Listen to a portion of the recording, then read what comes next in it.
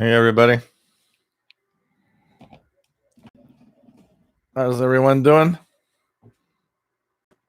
on this Sunday evening / Monday morning for some? Taking a look at my 2020 WRTH.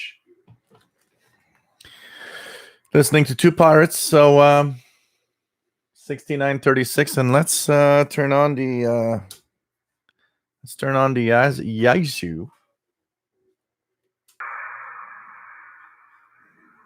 Not very strong, but there 4960, also a pirate radio. So 6936 and 4960, two pirates right now. Last night was crazy. I never had so many pirates at the same time. First time in my life. It was really, really nuts. So how is everybody doing in these difficult times? You guys are doing okay. Hope you guys are doing okay.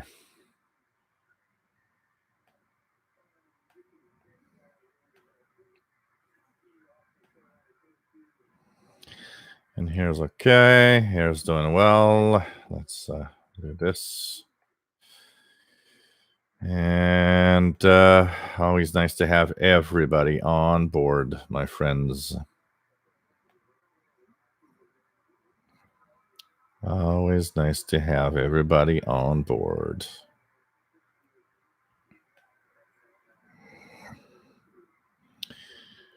And this is okay.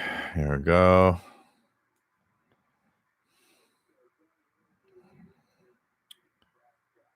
And everything looks good. So everyone, welcome aboard. This is the number 3 special edition for Sunday night of the Shortwave show. So this is our 3rd Sunday in a row. Like I said, don't expect that it's going to happen, but if it does, it does. That's all I got to say. It's nice to have everybody on board. So this is a show about radio, shortwave radio in general, and radio in general anyways. And we are here every 2 times a week. Usually the normal schedule is twice a week, even though we've been 3 times a week in the past 3 weeks. Because of, I don't know, some kind of world event, apparently, that's happening. That is kind of changing everybody's lives. So we are usually on Wednesday at 8 p.m. Eastern, 4 p.m., 5 p.m. Pacific, 0 UTC. That's Thursday for a lot of the big chunk of the world, actually. And we are live on Friday at 4 p.m. Eastern, 1 p.m. Pacific. That's 20 hours UTC. And we are live on Sunday sometimes for some reason at no particular official time. It all depends on what I have to do in the day. And had a lot to do today, especially cooking, pork roast, homemade bread, and I'm probably gained 5 pounds and got a bigger belly tonight. So welcome aboard, everybody. My name is Gilles. I'm located in Montreal, Quebec, Canada. This is where all of this is coming from regularly. 2 pirate stations on the air right now. So 4960 upper sideband and 6936 upper sideband. 2 pirate stations tonight. I've got a vodka orange juice, which is technically called, I think, a screwdriver. So cheers, everybody. It's really nice to have all of you here. Change your mind of world events and tune the radio. Man, felt so good last night and yesterday. We had a really nice sunny day in Montreal. We were in the 50s, no winds. So on the balcony, it was like really a beautiful spring day. Went outside, brought the radios outside, listened to shortwave, and enjoyed some sunshine and just, I don't know, it felt good. And like I said, it kind of recharged the batteries, and I think we all need that right now. A way to recharge our own personal battery that's being drained by all of what's happening. So it's kind of cool. And today, well, kind of a rainy day for most of the day. The sun is just peeking out now, like, at the end of the day, like a little sunshine through a little bit of the clouds. It's supposed to be nice in the next couple of days. So really cool. Listen to the International Radio Report this morning, making sure that it was playing. Sorry about Sheldon being a little distorted on the audio. That's going to be fixed next time, but we're getting the hang of it, and I think it's working great. And we're going to continue making and recording that show before Sunday morning. So I hope everybody is cool. So like I said, my name is Gilles, located in the northeast part of North America, Montreal, Quebec, Canada, and I hope that you will enjoy the show tonight that we... I didn't prepare, actually. I just decided, let's go on the air. And, we'll tune the bands and see what is on the air. Anyways, it's always fun to have everybody here. You guys are great fans, by the way. And it's really, really nice to have all of you. What is very interesting also is, like I always say, what's interesting with live shows and what I do is it's not something you think about. You think you're going to do something on the internet and that people are somewhere around the world and you're somewhere here in Montreal, and it's like two things until you start doing live shows and you start having people, interacting, and you find out that some people are becoming friends, and all of you are enjoying what I do, and it's like it becomes much more personal suddenly for everybody, and it is nice. Honestly, it's something that you do not expect. It's not something you think about actually at the beginning when you start something like this, and I do appreciate it, and really love you all. It's really, really. I want to say thank you to everybody that's here too. Without you guys and without you guys' energy, even the Sunday show. I mean, I got 2 official shows a week, but the Sunday show, like I do now, it wouldn't be here if it wasn't for all the positive energy and what you guys are actually, you guys are driving me to all of this, and it's really kind of cool. So here we had a shutdown until April 13th, but the government today announced that the shutdown is continuing until May 4th, which is driving a lot of people completely nuts. And I totally understand. I'm searching for my phone, but I think my phone isn't here and it's somewhere else in the house. So it doesn't matter anyways. So, hey, welcome everybody to this Sunday night / Monday for some of you show. I tried to do it earlier, but like I said, I had a pork roast going on and a homemade bread, and it's raining, it's gray, you're listening to Shortwave on one side and you're doing cooking food on the other, and you're like, okay, well, I got stuff to do, and we'll try to get on the air at some point.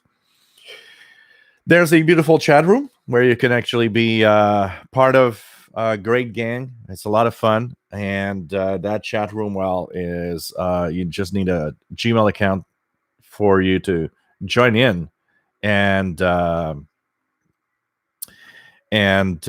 basically just interact with everybody. And as for the Facebook group, that is also a great place to be, and a lot of activity there and great people there. 600 and something like 650 members now. And basically official SWL channel is the place to go, and there's even more happening. And so when this is over, you guys can continue, and I participate in there. We all share what we're listening to, pictures of our shacks, radios. It's got a lot of fun, and I think this is the best gang of radio. Let me just there we go. Best gang of radio fans of around the world. It's as simple as that. So welcome everybody. Radio Telescope M0ISA. Nice to have you on board from the UK. Radioactive from Central Oregon. Nice to have you here. Was able to catch the shortwave radiogram last night on 5850. Cool. Last night was crazy for pirates. I never seen as many pirates at the same time. You know, last year around this period of time, there was something called the Global HF Pirate Weekend. And it's been going on for a few years. And this year, there was no official announcement of any Global HF Weekend or anything. But I think pirates were all like minded that this weekend was still the Global HF Weekend thing. And so, you know, they were just there. And last night, there was like 7 pirates at the same time. I've never seen that. And even more interesting is not only never did I see this in the past, never did I see so many pirates that I could actually listen to at the same time.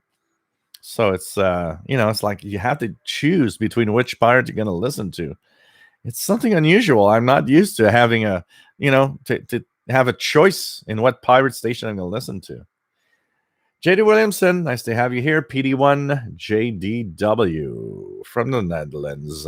Terry Cook, nice to have you on board. KF7BQ in Western Montana. Jersey bound, nice to have you here from New Jersey, my friend. Ray Kelly from Cole, Nova Scotia. Redelva 65, nice to have you here from New York City. STE, nice to have you on board from Midlands, UK. Corn Patch DX, nice to have you here from Iowa. Kevin Wood, nice to have you here from Nova Scotia. Joe Summerlin US, nice to have you here from Brazil. Cool AM Radio, hey Andre, nice to have you on board. And thanks for sending me the email about the ideas for a GoFundMe page and all of that for possible financing for WRMI broadcast on shortwave. It was appreciated. Chuck Yunkin, S6936 S7. Scott Granston from Massachusetts. Nice to have you on board. Rodolfo 65, like so many pirates last night, had a great signal. XFM was strong. And everybody was like, when I got a few people said, hey, he greeted you in Montreal, Jill. Yes, I know. I was listening in, and I actually told him I was listening. Always nice. XFM always has, was a great signal, and yesterday was crazy. Mark Stevens, nice to have you here from North Carolina mountains. And holding our own out here. Like everybody, I think. You know, even if you're in a big city, I mean, you could be confined in a small village or in your rural area. But honestly, the way it is right now is even in a big city, we all feel kind of alone in our confinement. And that's where all of this is kind of cool to have. There's Ali Crafter's Kitchen from Massachusetts. New photos of my Ali Crafter's SX42. Yeah, I saw that. So beautiful. I'd like to have one. This is so beautiful.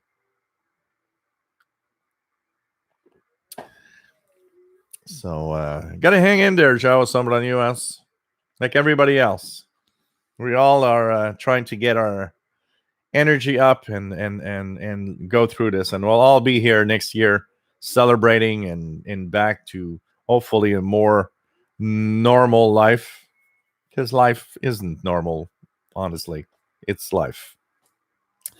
Vince Perrault, salut et bonjour et bienvenue, mon ami. Hi, Brawler. Nice to have you here from Arkansas. Bobby Burgess. Yes, again. Morgan City, Louisiana, USA. Zach Arianto. Nice to have you here, Zach. Listen to a James Bond podcast with a pair of Quebecois hosts. And one of them laughs just like you. Oh, really? Interesting. Hey, Jay Jolie. Comment ça va, mon ami? It is virtual beer time. We are, we can't go to our favorite bar and have a beer together on Sunday nights like usual. So here's a place to do so. So like I said, vodka orange juice. Let's kill that virus before it actually gets to me. Cheers. Terry Cook, 6936 S3 in Montana. Jim from Rhode Island. Andy Coley, nice to have you here. Sparkyzilla85, nice to have you here. Looks like it's going another good evening for Pirates. Listening to Virus 19, 6936 megahertz. Yep, Virus 19 on 6936. Radio Free Whatever, 6950. Let's check it out.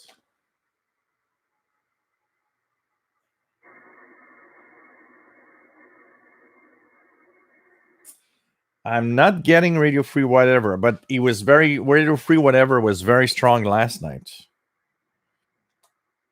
4960. Let's see how strong it is.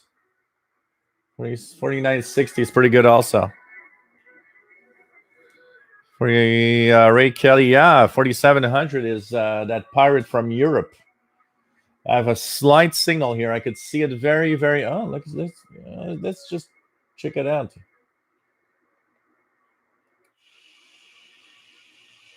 Yeah, it's noisy, but I get a peep on the SDR. 4700 is that Mystery 21 pirate from Europe. So 4960. Let's go back here and check it out. Let's try. Let's put the Yesu on. What's the other one? 6936.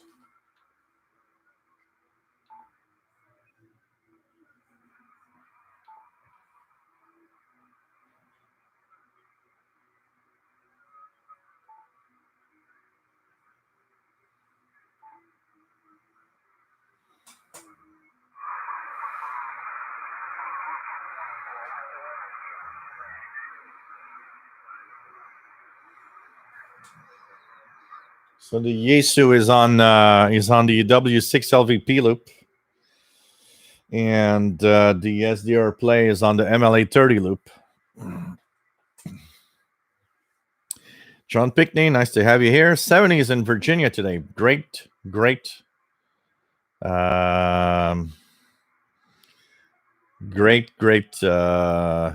weather for outdoor radio listening.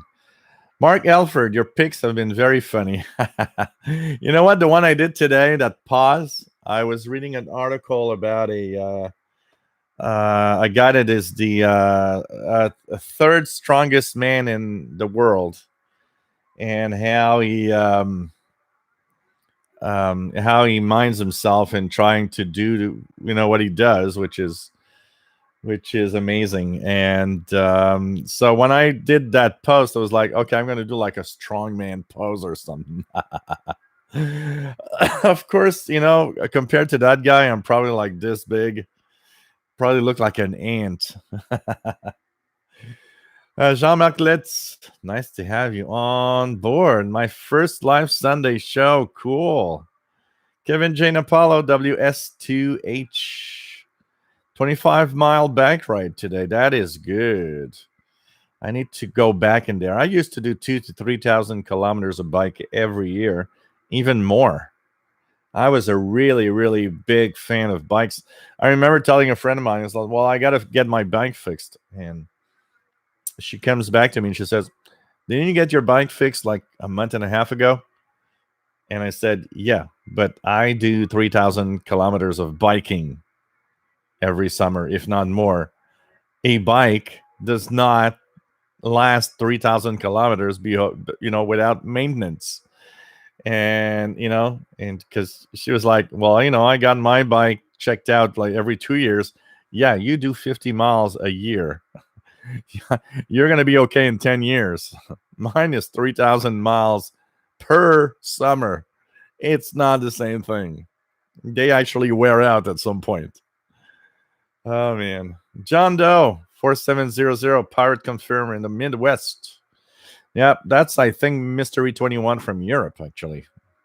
Mr. Simba, nice to have you here. Brian Penny, Radio Free Whatever for 6950, Upper Sideband with DJ Dickweed. Cool EM Radio 4700 is Mystery 21. Pretty cool. Nice to see that people are receiving that one. I mean, that's a good catch, actually. It's really a good catch. John Doe hearing propagation on the lower CB channels. Let's check it out. Let's check 27025 for channel 6. Anything here?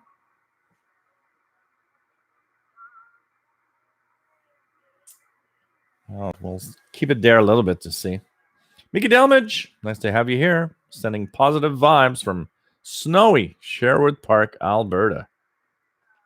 Yeah, John Doe, I'm going to get my number on the air.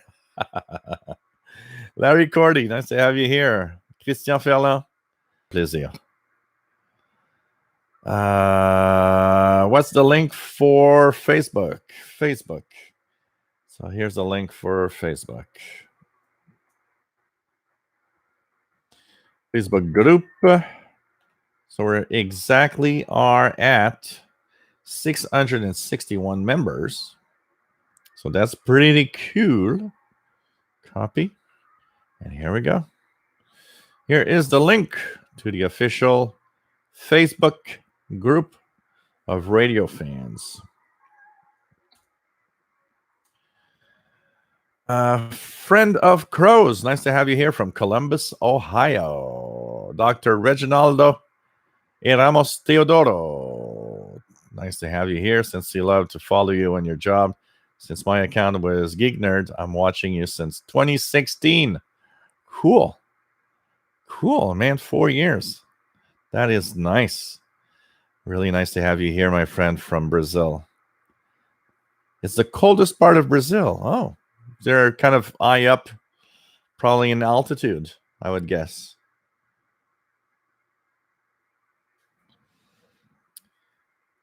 And yep, I got a shout out from XFM last night. Absolutely. Oh, man. Elvis 65 says Andy Yoder's book, Pirate Radio Annual, listed the global HF weekend for April 2, 3, and 4th. Although no official announcement was made. That's interesting. Okay. Because I was wondering, usually we have announcements on the internet on different groups. But this year, it was probably because of what's happening. It was like not officially announced, you know? Mr. Simba, so excited, forgot if he said hi. Rifleman 336 and 8 UCN from Southwest Ohio. Nice to have you here, eating homemade chili and having a Budweiser. Cool. Scott Branson, nice to have you here. KD4NZJ in the North Carolina mountains. Other Crafter's Kitchen. I'm one of the few that enjoys confinement. I don't need to be around people, and even if I was out and about, there's nothing to do other than to be home and tune shortwave. The hell with people. Who cares? No need for people. I want to be that lonesome guy on the planet. You know, big disaster. I'm the last survivor of this planet. Me and Paul the cat will roam and go through the earth searching for life. The Wind, 1960. Nice to have you here from Central New York. Zachariento, at this point of part of COVID, I'm most worried about is possible violence. You know, I think we got to take it in a very... first, we got to take it day by day because we can't think ahead. It's impossible to... And it's useless to look a month ahead and say, well, what are we going to do in a month, or when is it going to be open, and when is it going to, and what's the economy going to be? And you know what? We got what we have now. Let's deal with what we have now, and we'll see the rest later as it comes through and deal with it. What else do we have? Mike Hill, nice to have you on board, my friend. Mike Hill from Northwest Arkansas. What else do we have? Larry, nice to have you here from Georgia. Jeff Barrett, nice to have you on board from then thank you. Well, I'm happy to be here on Sunday. Like I said, don't expect a Sunday show, but if it pops up, it pops up. John Doe, when I said lower CB, I mean 40 channels below the normal CB band, free banders. Oh, okay. Kira Borg from Moscow, Russia. Nice to have you here, Kira. Roberto Rojas, buenas noches. ¿Cómo está mi amigo desde Argentina? Chin chin, mi amigo.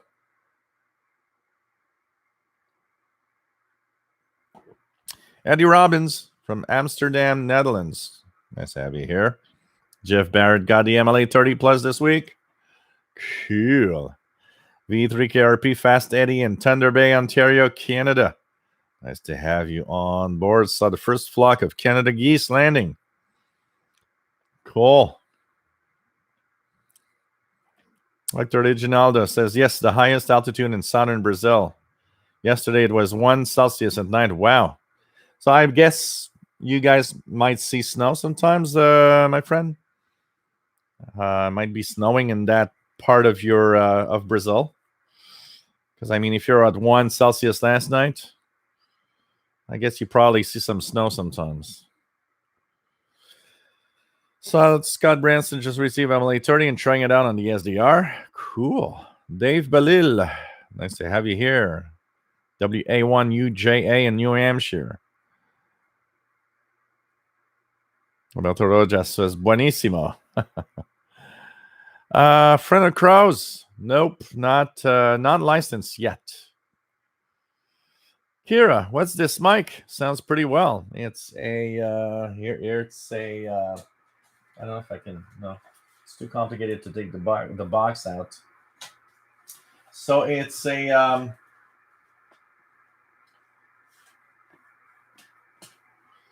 podcast microphone, branded Maono, and it's available on eBay for about $80, and it is surprisingly good microphone. Honestly, I'm extremely happy with it. And it comes with all that you need, the arm, the everything, and it's a USB microphone.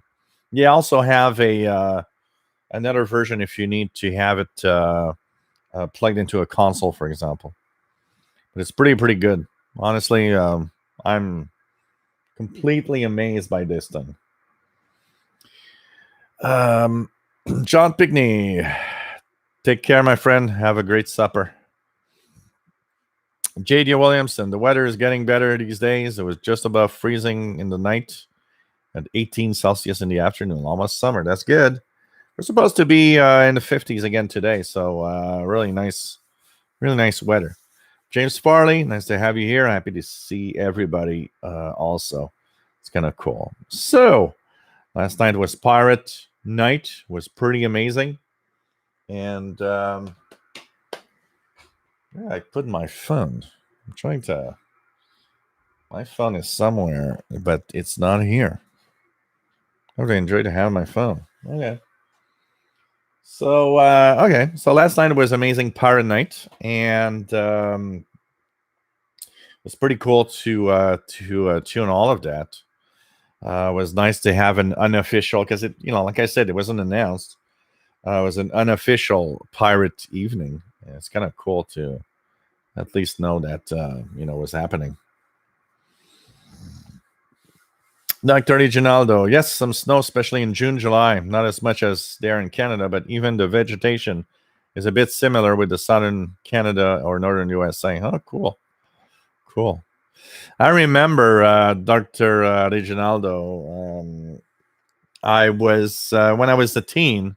You start off in life and you have no idea of nothing in life. And I still remember getting a QSL card. So my first surprise, a QSL card from ACJB in Quito. And of course, they have the Andes, and there are some pretty high peaks there. And I remember seeing one card and it says snow in Ecuador. Aren't they like, and for me in my head, it's like, isn't that tropical? And then it's like, then you learn that, oh, well, they have really high peaks that sometimes can be covered. But I remember the biggest surprise I had was getting a QSL card from Radio Japan. And I look at the card and I'm like, that looks like igloos. They are a little different, but they do look like igloos. And in my head, my teenage ed is that in Japan it can't snow. It doesn't snow in Japan. I don't know why. In my head, it's like that. But then you learn that it's like, yeah, it does snow in Japan. it it does. It's like China. I remember getting a QSL card from China and seeing one of the Chinese, one of the historical Chinese places covered in snow, and I'm like, there's snow in China. You're a teenager. You have no idea of the world around you. And I love Shortwave for that, because I've learned so much through Shortwave. I've learned so much about the world that exists around me because of everything that I everything that I've received and I learned from the different countries and everything. I mean, you think that, well, it snows in Russia, it snows in the Nordic countries, like in Finland or Norway or Sweden or in Canada, but what the hell, doesn't snow anywhere else? And you don't think, and you don't think about things like, for in the mind of a teenage guy from North America, South America is a tropical area of the world. And even though a big chunk of it is, you're like, yeah, but southern Chile and Argentina kind of get snow, and high mountains of the Andes and all of that. Well, there's some snow there. I was like, oh, really? Okay. Oh, I thought snow was just for Nordic countries. But that's the innocence of being young and just not knowing the world around you. And then you start listening to Shortwave, and you get all of that in your face, and you're like, oh, okay. So doesn't just snow here. And there's so many other things like that, you listen to, and you're like, oh man, okay. That's interesting. And because we all have our our way of thinking and our way of our own perception of what a country might be looking like. I got a guy once came up to me and says, so you guys in Canada, where you live in the snow, like, all year long? It's like, not really. Here in Montreal, you have, it's like, I remember a guy being super amazed because he says, so you guys have cold and snow all the time. I said, actually not. Actually, in January, yeah, it's like, minus 20 Celsius and snow and cold, and yeah. But actually in July, it's tropical. It's like, 30 Celsius and really hot. And we go to the beach. And he says, really? I said, yeah, pretty much. The southern part of Canada can be quite hot in the summer. And I remember he came back to me and said, how do you guys live in a country that has these extremes? I said, I don't know. We're Canadian. But it's we all have our way of seeing the world, and then we learn, and we're like, oh, okay. I just didn't know. Keegan, nice to have you here in Northwest Arkansas, XNADX. With a Grundig Edition satellite radio. James Farley, Paul has my phone. Yeah, maybe. Talking about Paul, I think that we'll have some visit. There's a visitor around, and it's not impossible that visitor might come over. So, hey guys, we have a visitor. Yes, yeah. Oh, poor guy. Oh, he landed in the water. Poor guy. It's easy. And it'll be big. Wait, we'll try to have Paul. We'll try to get Paul here. Easy. Get that. Yeah. Get that. Going read. Yeah. Oh man, poor guy. He wants to come over, but he doesn't know what to do. Wait, we're gonna try something here.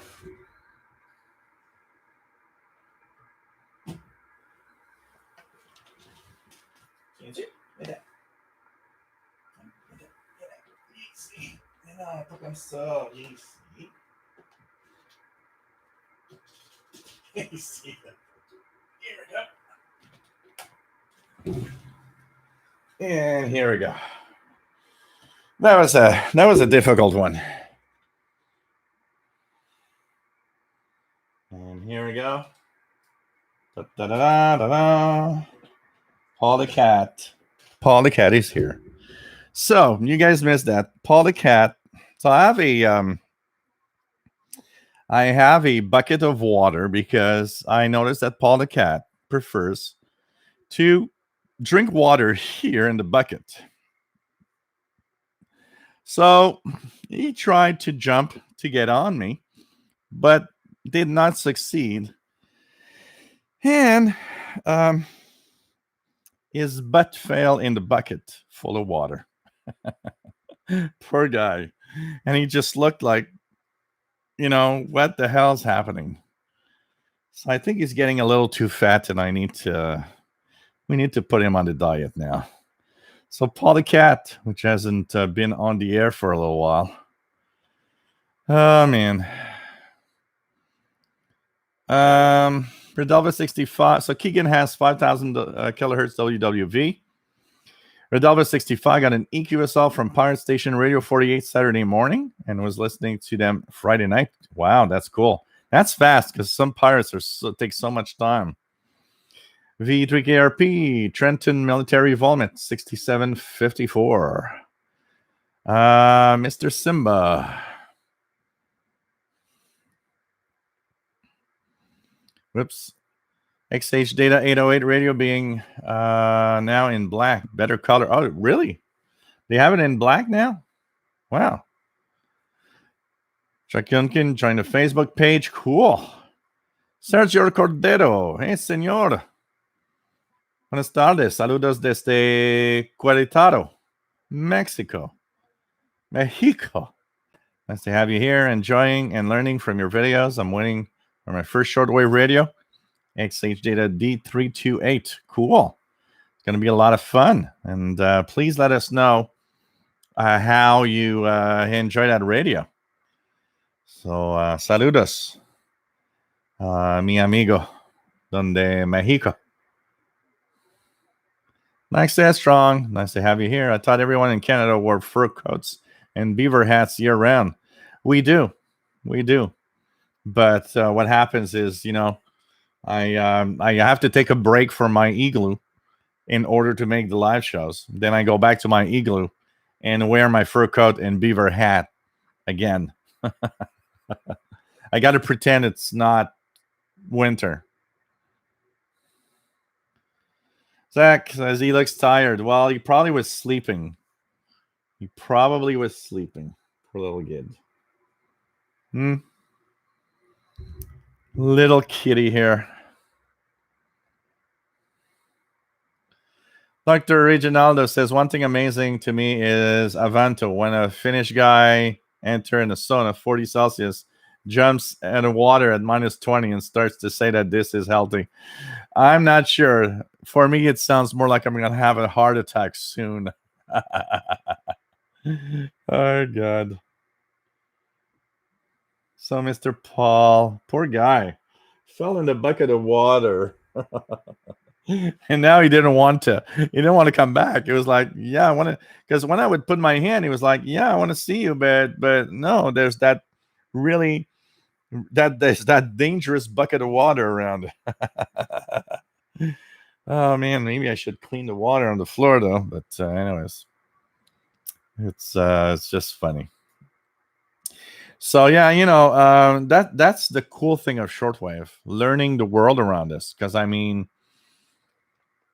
Um, maybe I have a question for you guys. So, of all the guys that have been listening, all of you guys listening to Shortwave, whether it's technical, whether it's something about a country, or who has learned something they had no idea and were amazed, and that knowledge came from shortwave radio. I'm sure pretty much everybody has some story or some that you're just like, yeah, you know what? I learned that from, you know, it's like in the 80s. I mean, I'm a kid from the 80s, so of course, my teenage year are in the Cold War. And the problem with that is that we have our own way of thinking of bad USSR and the bad communist countries and so on, because we're being drilled like that. Like probably over there, they're being drilled that the capitalist Canada and US are evil. But then you start listening to shortwave, and I remember you start listening to shortwave, and you're like, well, they send me tons of stuff through mail. They're kind of friendly, and of course, there's an idea behind it. They are friendly because they want you to think that whatever they are in their own ideology is the best thing in the world, and that's the reason why they're friendly. But at the same time, you go through that and you're like, well, the nasty and the bad and the bad communists don't look as bad suddenly because they send me all these stuff. And Radio Moscow is kind of cool because they read my letters and send me QSL cards and magazines and stuff. And it changes your mind and your way of all of what's happening. Dr. Reginaldo says, I agree. Heart attack for sure. Oh, man. I still remember Dr. Reginaldo in the summertime. I I remember, I mean, it was like 30 Celsius, really warm day here in Montreal. And I remember jumping without, taking precautions or anything, jumping into the public swimming pool where the water was probably like, 15 Celsius. And I remember when I jumped, I got in the water, and it's like my body in my heart, they just like did, oh my God, what you do? And it's just that small of a difference. I don't see myself jumping in the lake, like in a minus 20 degree for sure. Mike Thornton, nice to have you on board. Happy Sunday. WC0L in Derby, Kansas. Nice to have you here. Keegan has 6070 CFRX. Do you relay of CFRB? Pretty good. Dr. Reginaldo, learned about Romania, for example, a country I had just the idea about vampires. Yeah, of course, because, there's Transylvania in there and all of that. Actually, I'd love to, one of the things I'd love to visit is Romania. I would really, really love to visit Romania and visit Romania for its, for all of that, the stories of vampires and visiting all the castles and stuff. It must be a really amazing thing to do, honestly. And it's something I'd like to see. But yeah, and they do have some really nice stuff. And Nordic countries. I learned so much of different countries. That's what I miss of. I'll be back in 2 seconds, guys. I'll just let Paul the cat, because the door is kind of closed and he wants to go out. So just give me 2 seconds, guys. I'm going to let Paul the cat out of his dungeon. Poor guy. Suffered enough.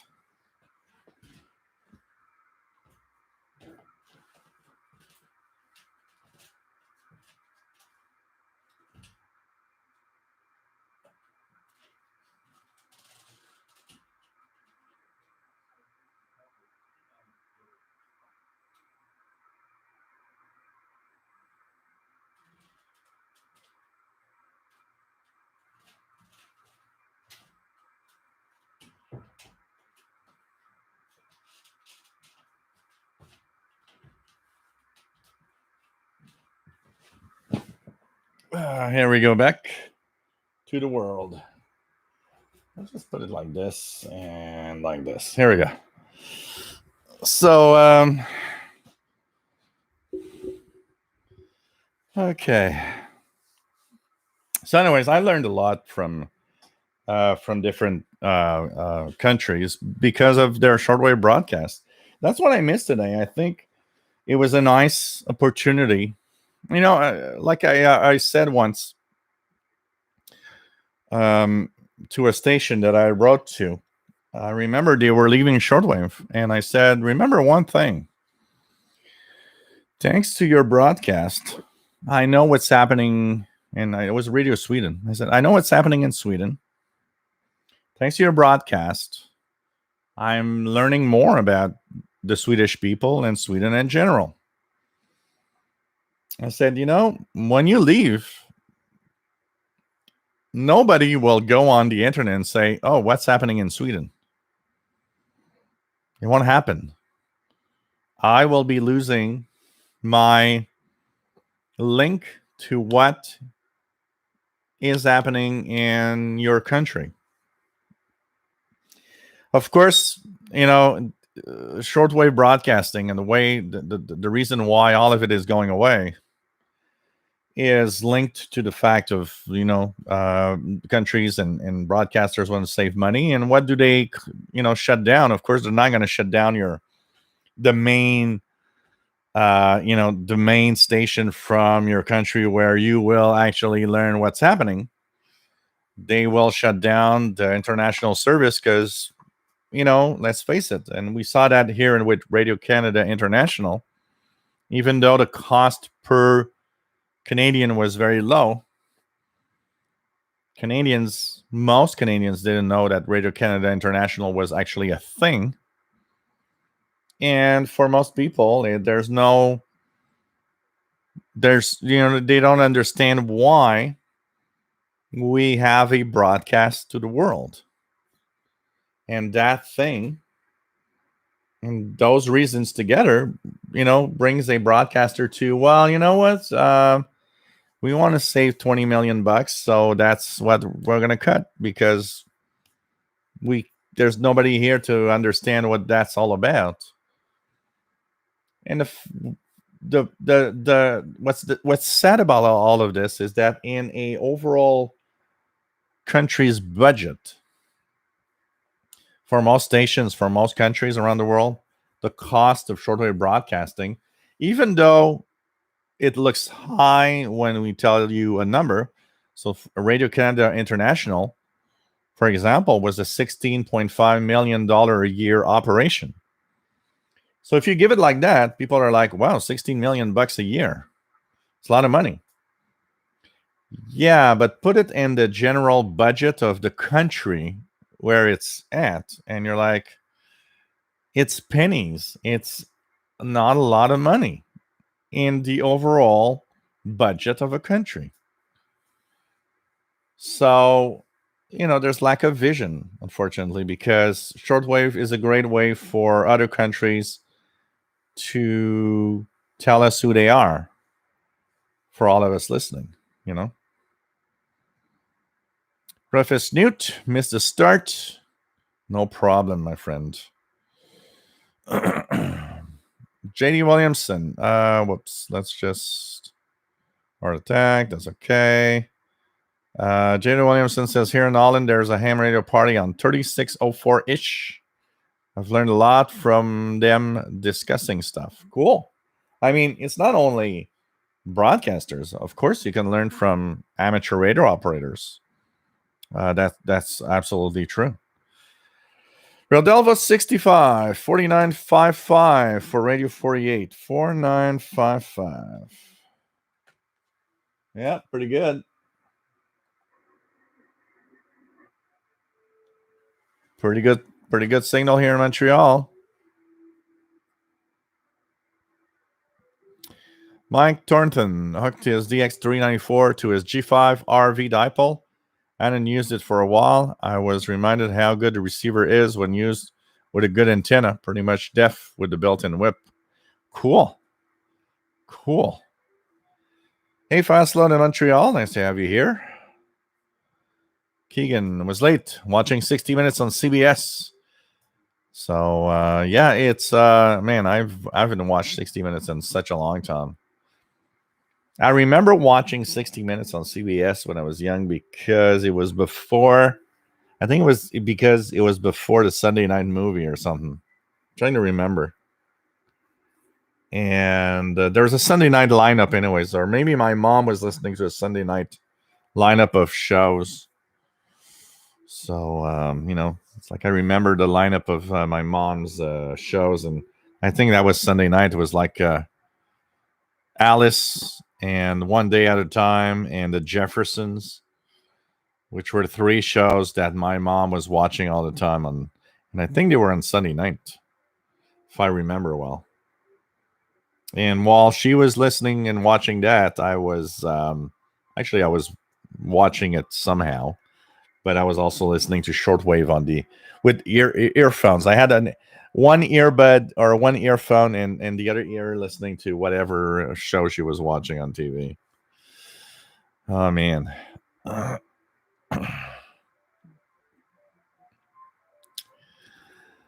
Pain, nice to have you here. Romanian people have super rich history and culture. I'm pretty sure.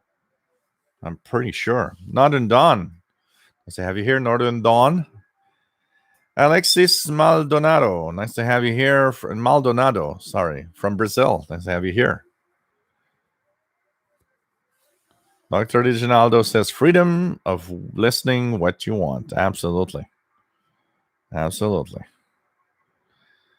Reginaldo says the experience of hearing a doctor from China telling us his story about COVID using China Rain International is unique. Without what great media push down your throat every day. We like I always say and hope that it is foremost. I look at my own take on the Cold War.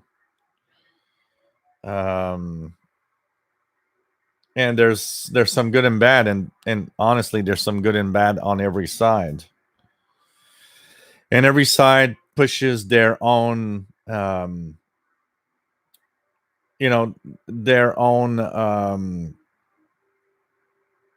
way of thinking. They're pushing their own way of looking at world events and what they think of you and the propaganda that goes with it.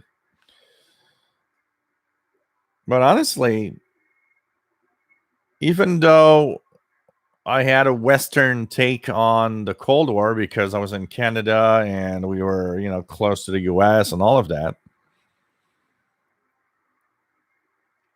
I had a slightly different take on it because of my shortwave listening. Like I said, the USSR wasn't all that bad. There were some interesting sides to it. And the US wasn't all perfect. There were some flaws in all of this. And somewhere in the middle, you're listening to shortwave, you're listening to each side, you're listening to all, not just each side, you're listening to what other countries in the middle are all talking about. I think it gave us it gave me a different outlook. I mean, I didn't become a communist. There was that fear of everybody becoming communist and stuff. Let's face it, you don't become a communist because you're listening to Radio Moscow.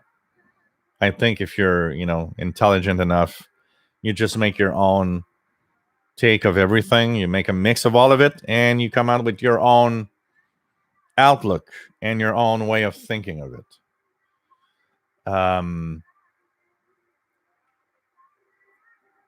And I think shortwave was fun for that. It made us different. I remember when I still remember when Iraq invaded Kuwait. I was working at a place, and I would listen to Radio Kuwait all the time. And I remember somebody that I was working with looking at me and he says, What the hell is Kuwait? Did you know that country existed? Where is that? Not like, yeah, I knew that Kuwait existed and it's in the Middle East. And yes, I totally know what that is and where it is and all of that. And of course, why? Because I mean, the average person before all of that broke through, honestly, let's be fair. If you weren't a shortwave listener in 1991 or something ish, or somewhere there that happened, I mean, if you weren't a shortwave listener listening to Radio Kuwait, you had no idea what Kuwait was. You had no idea where it was. Nobody knew that there was a country called Kuwait. Except shortwave listeners that would listen to Radio Kuwait's pop music on the afternoon because it was that thing. I remember it was my summer thing, listening to Radio Kuwait and its pop music. And that's where you learn. That's where you see that, you know what? It's not just a hobby. I learned so much from it because everybody's like, what the hell's that? It's like, it's a country in the Middle East. Yeah.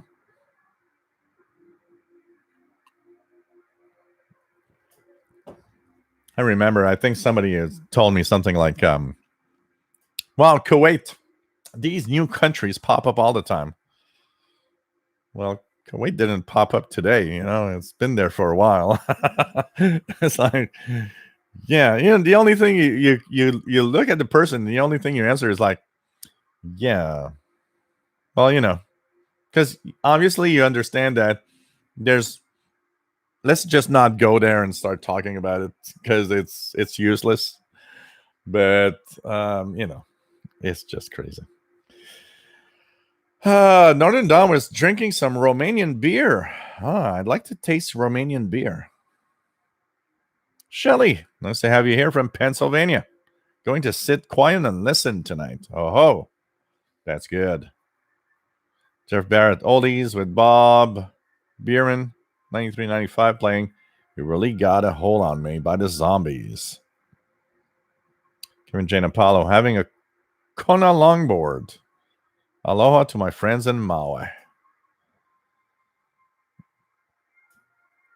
Pain. Everyone has their own agenda. It's true. Yep. Roberto Roja, 6604 Gander Vomit from Newfoundland, Canada. Keegan, 93.95 WRMI. S1 to S3 out of S9 with noise fitting at times. Indy Packrat, nice to have you here. Awesome to see everyone. Got some hiking in today from Indiana. Weather was great. It was good to get out of the house. Like me yesterday with the really nice sunshine. Man, felt good. Was outside on the balcony. I was looking at one of the comments on the YouTube channel yesterday. And when I posted that picture and that video about, my listening on the balcony, he said, well, I think you got to agree that must be really a lot of fun and you must feel really good with all those radios. Absolutely. It was kind of cool, Dr. Reginaldo says shortwave is great. I think especially because the fact that you can hear anywhere and you can structure your own opinion in view of the world. Absolutely. Fastlow wants to make his own vodka. Why not? Kevin Jane Apollo. Okay. What do we have here? Shortwave radio addiction. That's the name. Shortwave radio addiction. That's pretty much where we are and why we are all here. Nice to have you on board.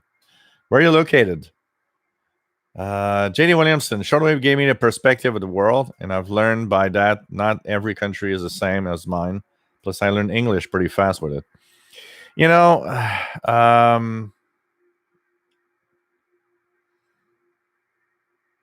know that's the good part, I think, of shortwave. Understanding that not everybody thinks the same way as you do. And that it's important to listen to what everybody has to say. Because at some point, you'll find some valid arguments on every side and kind of create your own little opinion of whatever the world is all about. Doctor Reginaldo.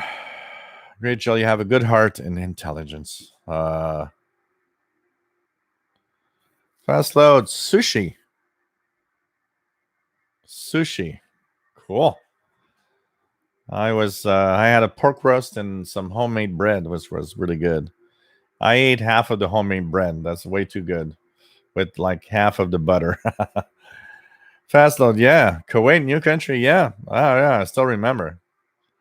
The guy looking at me and says, "Well, Kuwait, there's new countries all the time." It's like, what? Yeah, okay. Anyways, next. You feel like saying like, next. Who's next? Anybody interesting to talk to here? Oh God. Any pack rat, just good old Coors Light. Cool. Rufus says, strengthen barely out of the noise. And 4955 kilohertz is the pirate station coming in, radio 48. And pretty cool.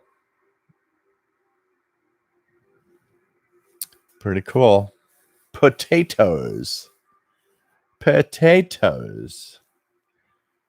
Kevin J. Napalo, looking forward to my MLA 30.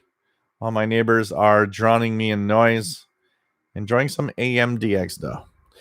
Well, let's hope that it improves. Like I said, it's not a miracle antenna, but it's good, and it's probably going to give you some slack in the listening. That's for sure. Jason Wallace, nice to have you here from the North Island of New Zealand.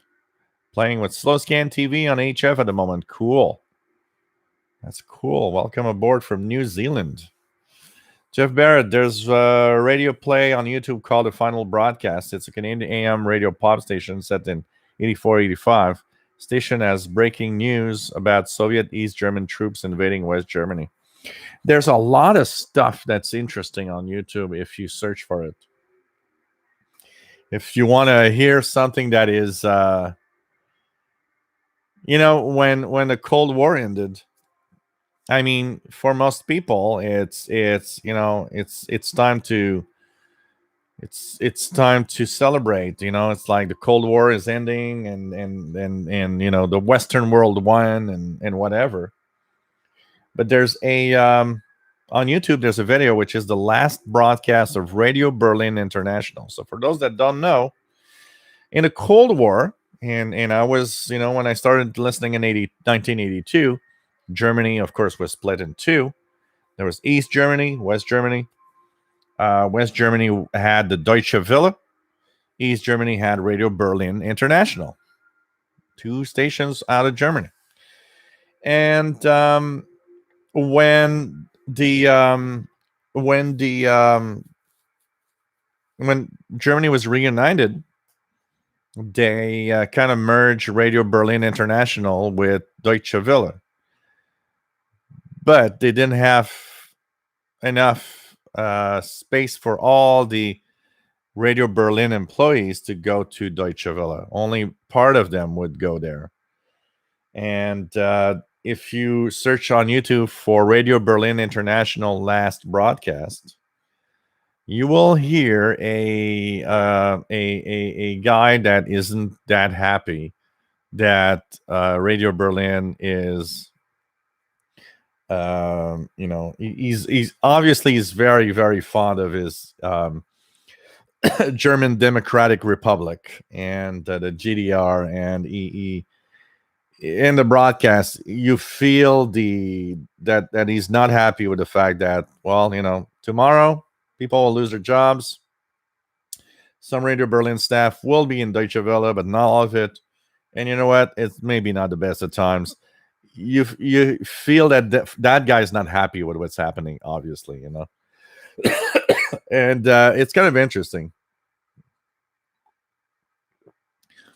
but it's part of history, and that broadcast is amazing. It's like here, I need to find my tapes.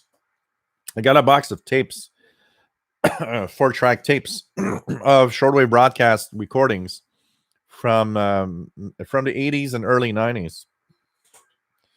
And I have one that is it's history in the making. It is a reception, a broadcast of Radio Moscow in 1986. The first mention that there's been a nuclear accident at the Chernobyl nuclear plant in the Ukraine. And I have that on tape, and I need to take that out and make recordings of it because that's history in the making. It's the first time that the USSR actually admits that something happened, because they have to anyways, because it's just so amazingly it's such a big deal that they can't say nothing happened. Nobody will believe it, but there's tons of things like that on YouTube. And one of my every time that I have a little evening or a little moment where it's like I'm bored, I go on YouTube and I start searching for old broadcasts of shortwave radio, or old all sorts of old things, and or old radios. I sometimes will just want to take a look at old radios, and I have a book here which is all the old receivers.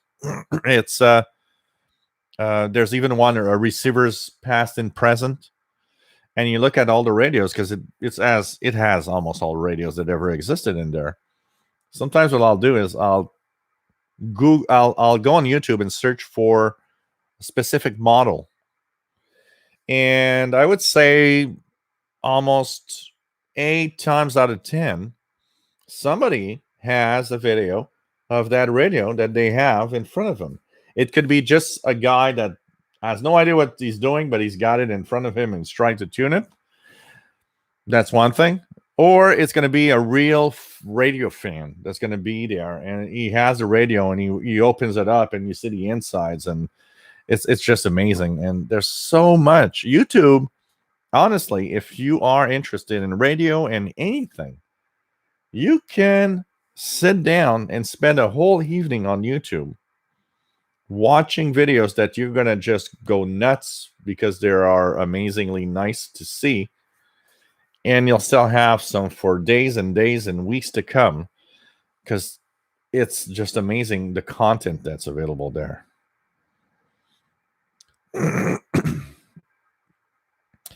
Jeff Barrett, there is a lot of work put into it with the period commercials for movies, restaurants, and okay, kind of interesting. Check it out, my friend. Potato. Dr. Reginaldo, when I was a child, I listened to Radio España playing the magical flute of Mozart. It was my beginning listening radio and classical music. Today, medicine, music, and radio are my great passions. Cool. 4955, Radio 48, Pirate. 4955. Still going on. Not bad of a signal here. Upper sideband.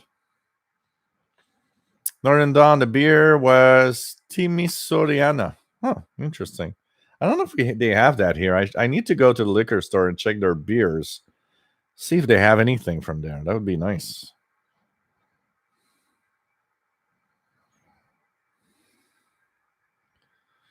Shortwave radio addiction from Palermo, Italy. Hope you are fine, my friend. Fritz. Germany is good. To have you here. WF7I Homebrew. Nice to have you on board. Jojo. Nice to have you on board. When you set up a low noise, an LNR end-fed antenna, do you ground it? Well, technically, an end-fed antenna is grounded at the other end, if I'm not mistaken, with a resistor. Jeff Barrett, the final sign-off for Radio Australia's shortwave service is on YouTube. Yep, it is. It is. There's a lot of stuff. There's a lot of old. There's the last broadcast of Radio Netherlands.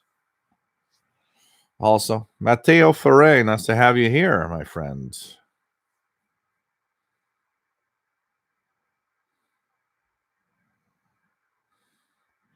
Jerry DX, nice to have you on board, my friend.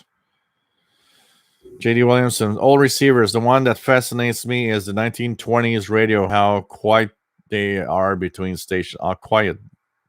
What makes me what I find interesting of the old like 20s, 30s, and 40s radios are their design. They are kind of art. Today it's like radios are boxes, square rectangle boxes with knobs. But you look at radios from the 20s, 30s, 40s, and they are works of art radio. They are beautiful the way they designed it. Rick Sutter, nice to have you here. And let's welcome our new moderator. Rick is now a new moderator as he's been here for such a long time. Welcome aboard, Rick. Danny, Shortwave Radio DX, nice to have you here from Yonkers, New York.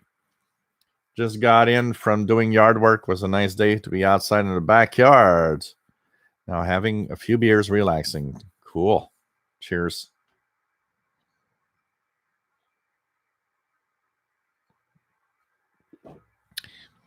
Kevin Jane Apollo. I actually had a Panasonic RF 2200 for about 2 years when I was in my early adulthood, from about the year when I was about like 18 to 20 years old. And they in it, and you know what?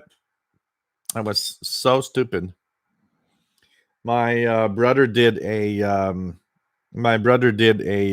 yard sale, and I was in a moment where I had no jobs and I needed money, and I sold it for $75 to somebody that came through and looked at it and found it cool. And today I think about it and I say, yeah, did you really need that $75? What did it change in your life back then? Nothing. And what did it change in my life? Yeah, I'm totally sad to have departed from the Panasonic RF 2200, because they would have been such a nice radio to have in my collection. I've had so many that I actually am sad to have departed from. The RF 2200. I asked the Panasonic RF 2800. I had a Panasonic RF B300. And unfortunately, I was stupid. I sold them for peanuts. And I could see them so well in my collections today. Like the Realistic DX302. I should never have sold that. But, sometimes you're out of a job, you have nothing around you, you got no money, and you're like, yeah, I can make $100 out of this or $150. But honestly, it's like, yeah, you made $75. Come on. You could have lived without it, it would not have changed much, $75 or less. But unfortunately, Jeff Barrett. But these old radios, Kevin, I can't believe the price they're asking on eBay for the old radios like that. It's totally not worth it.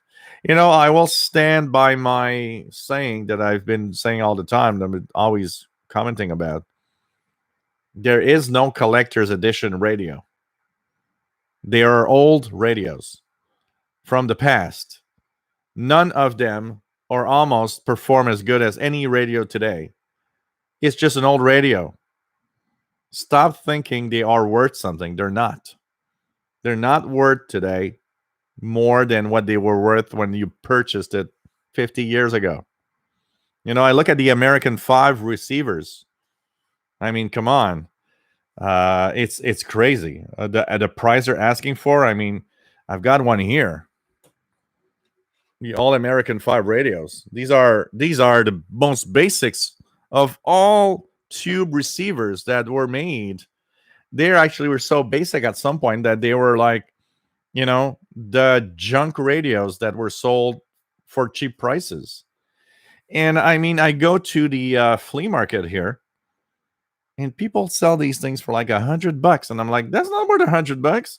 It's a piece of crap from 1950, and you want $100 for that? Oh yeah, but they're antique radios. They're not antique radios. They're old junk. Get out of it. And of course, they don't sell those. You know, a lot of them don't get sold. They're still there. People think they're going to make big bucks out of them, and it's like, nope. 6 months later, still have it. Hey, I remember a lady. There was an old lady, and at the flea market, and she had a pile of junk. Let's be very fair. She had a pile of junk. In the pile of junk, there was 3 radios, and they were all American 5-tube radios. And I remember I looked at her and I said, "How much you want for the radios?" And she looks at me. She says, "Oh, $125 each." I looked at her and said, "They're not even worth $25." She says, "Oh, dare you? They are antique radios, blah, blah, blah, blah, blah." I said, "They are old junk, and I'll give you $10 each." And you're lucky because even $10 is a high price. Oh, man. I think, you know what? I think she was this close to hitting me because I insulted her so much. And I'm like, no, come on, okay? Please, don't insult me. These are not worth $100. And I'm sorry, but there's a price for an older radio, yes. But stop thinking they are antique radios. They're not. They're old radios that have been there for 50 years, 40 years, 60 years. As time goes by, they are not, no, they're not taking, stop thinking their price is going up in value. It's not. It's a radio that's getting older, so that means it's also a radio that's less and less interesting over time. And that's my take on it, and I'll always stand about, on that. I'm not going to pay $1,000 for an old radio from 1950. No radios is worth that at all. But that's my take on it, MLA30 is not to be grounded, Mr. Simba. It's already made to be on its own without any grounding, anything. Shortwave radio addiction. Direct question. Which one would you choose between the Texan S2000 and S8800?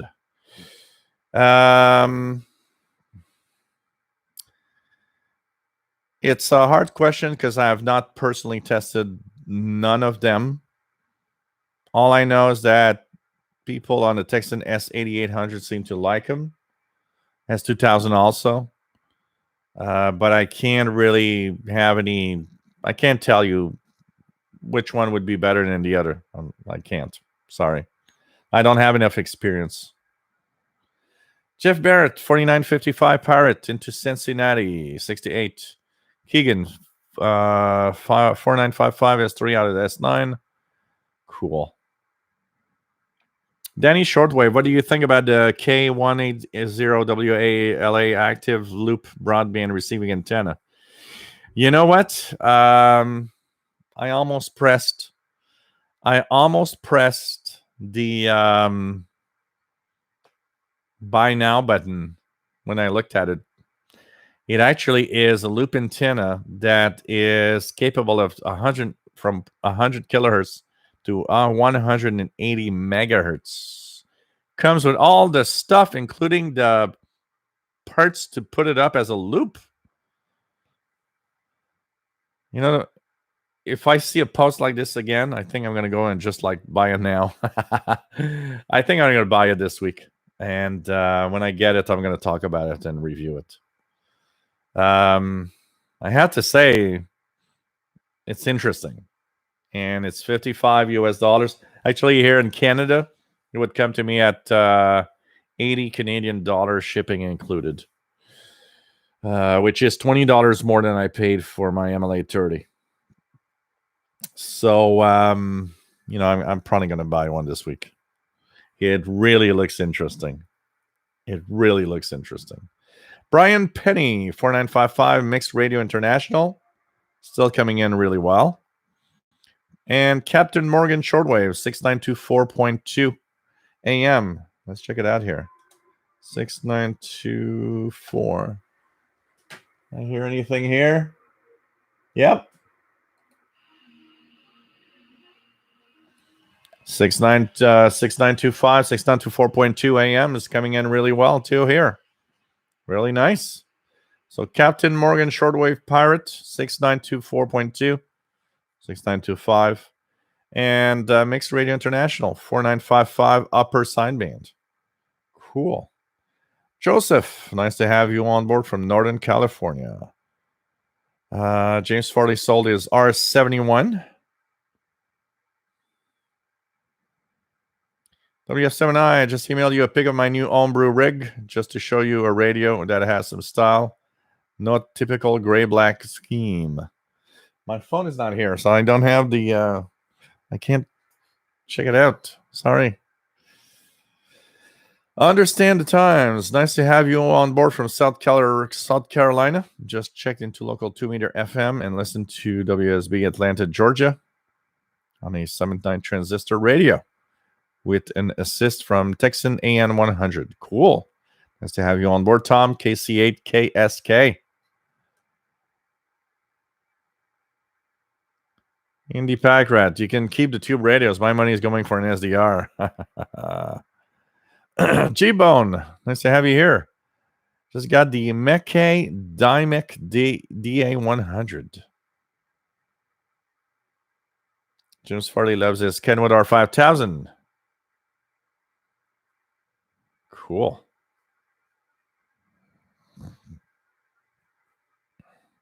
Rufus Newt 6924, certainly readable. Shortwave radio addiction. Good night, my friend. 2:20 in the morning. Wow. Stay safe and see you soon. WF7I Homebrew 6924, very loud into Virginia, plus 20 in the Kenwood TS2000. Joseph 6924, a little above S3. Cool. Cool. Into California. So it's pretty good, actually. Tim Ramy, nice to have you here, my friend. And you're all watching the Shortwave show on Sunday night. The show that could be here, could not be here. We don't know exactly if it should be here. But definitely a show that's here. And I hope you guys are enjoying today's show. What else do we have? Whoops. I just did something I shouldn't have done. Just go back down. Here we go. Okay. Keegan says 6925 S1 out of S9 in Northwest Arkansas. William Moser, nice to have you here, my friend. G-Bone says I will have digitally archived data in database from the passport guides 1984-2009 available soon. If anyone wants a look, let me know. We'll have the data from World Radio TV Handbook in monitoring times. Cool.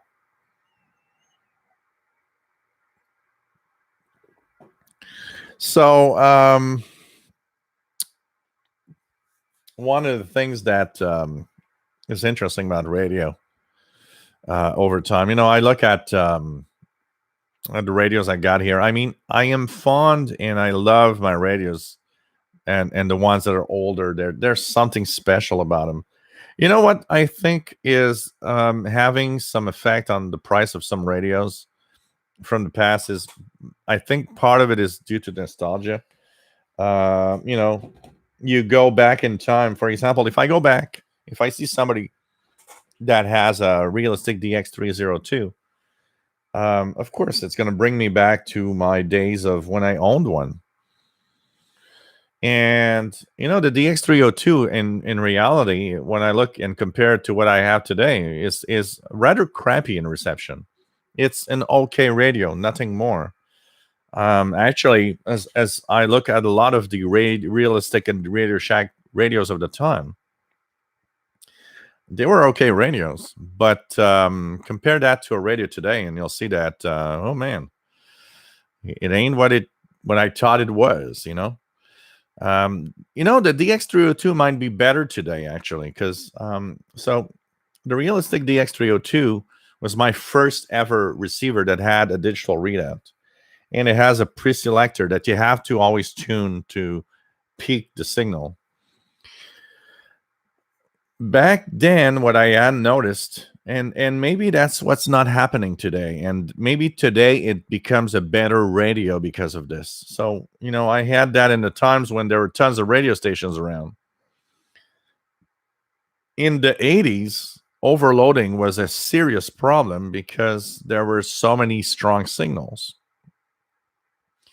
And I remember when I got my Kenwood 5000 and comparing it with the DX302, I noticed that the DX302 couldn't cope well in bands that were crowded with very strong signals.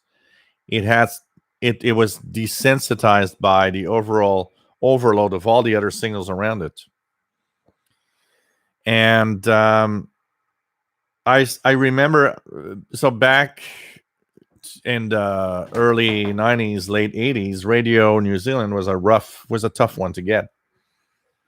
And because they had very low power. Radio New Zealand in the 80s was like 7.5 kilowatts. Today they have much stronger transmitters. And so getting Radio New Zealand in the 80s was a challenge. My QSL card that I have here from 6100 it's a pure challenge. And what happens is that I remember I tuned Radio New Zealand on my Kenwood 5000 early morning. I don't remember the frequency. And and it was coming in okay, well enough to listen to the program. And so on my DX302, it was washed out in a white noise. And that's where I noticed that, so when the DX302 is against really strong signals, it just can't cope with it. Which means I probably missed a lot of DX that I could have received in the 80s because it was crappy compared to other radios. And, it's like the DX100. I mean, thank God that I got that radio when there were tons of shortwave broadcasts. Because if it wasn't for that, I would have, put me back today. We're in 2020. Give me a realistic DX100. And let's put a piece of wire outside. So with the noise level and everything, I think I would have just like, okay, this is crap. And I would not be here and I would not do this hobby today. It was fortunate. I was fortunate enough to have it in times when there were so many broadcasts and such little noise level around me that even though it was crappy, it was getting all these stations. And it made me want to listen more. It's like starting the hobby. There's a lot of choice out there of portable radios. And there are two things that will bring you into hobby or not. One is, did you buy the radio that at least has decent reception? That's the first thing. The other one is, do you live in a very high noise environment? Somebody a couple of weeks ago said, you know what? I purchased a radio that you recommended and didn't hear anything. I thought it was broken. I tried so many times and just couldn't hear anything.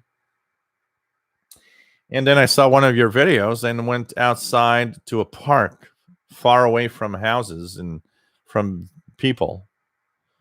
And he said the radio came alive with signals that I had never heard. I could hear stations and I could hear quite a lot of them. And that's where I noticed that, okay, so when you say noise is all around you, and noise has this really tough way of being there because the noise level, when you deal with a noise on a frequency, that's one thing because you tune there and there's a noise, but the other frequencies are okay.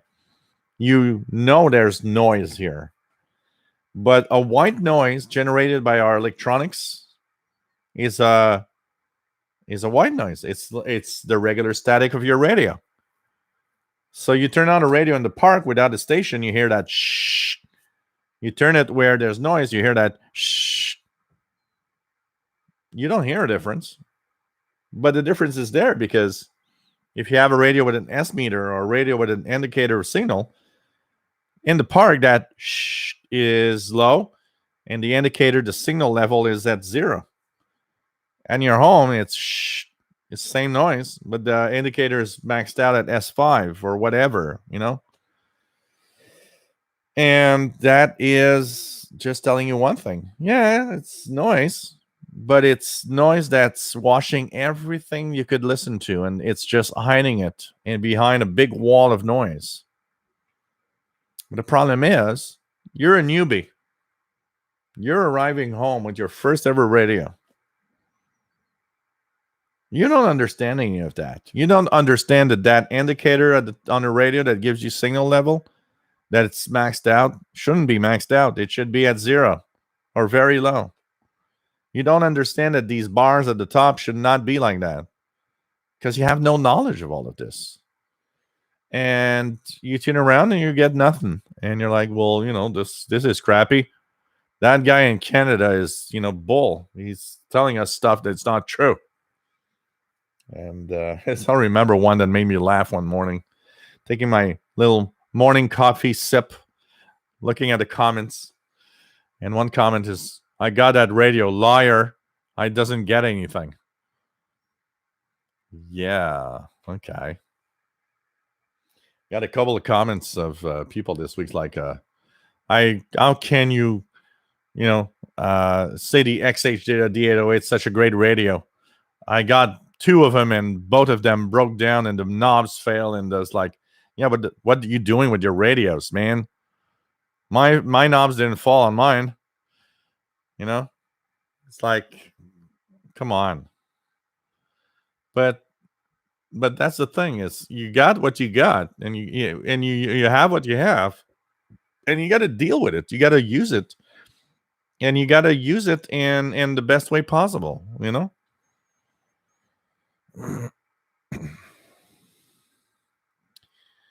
Rufus Duke, with all this going on, and I have lost all track of time or the days of week. You entered the Twilight Zone, Rufus. I think everybody's in the Twilight Zone. Or should I say, it's not a Twilight Zone. I call it the Toilet Zone. It's so unique, and we're losing track of everything. Absolutely. WM6V, Flo Garneau, nice to have you here. Just ordered an ICOM IC7300 and Chameleon F Loop 2. So glad to get back on the air again. Cool. And I think you're going to be happy. I mean, all the positive reviews of that ICOM 7300 is just telling us that is the winner transceiver of ICOM.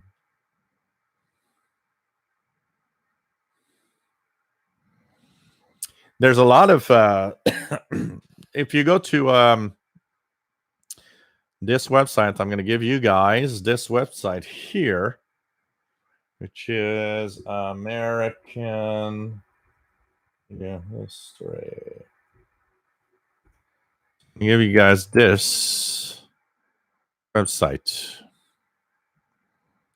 So, guys, if you want to have reading, if you're one of those that's in your home for the next months and you're looking at what you can read, what you can look at, this is amazing. It's AmericanRadioHistory.com. They have PDF versions of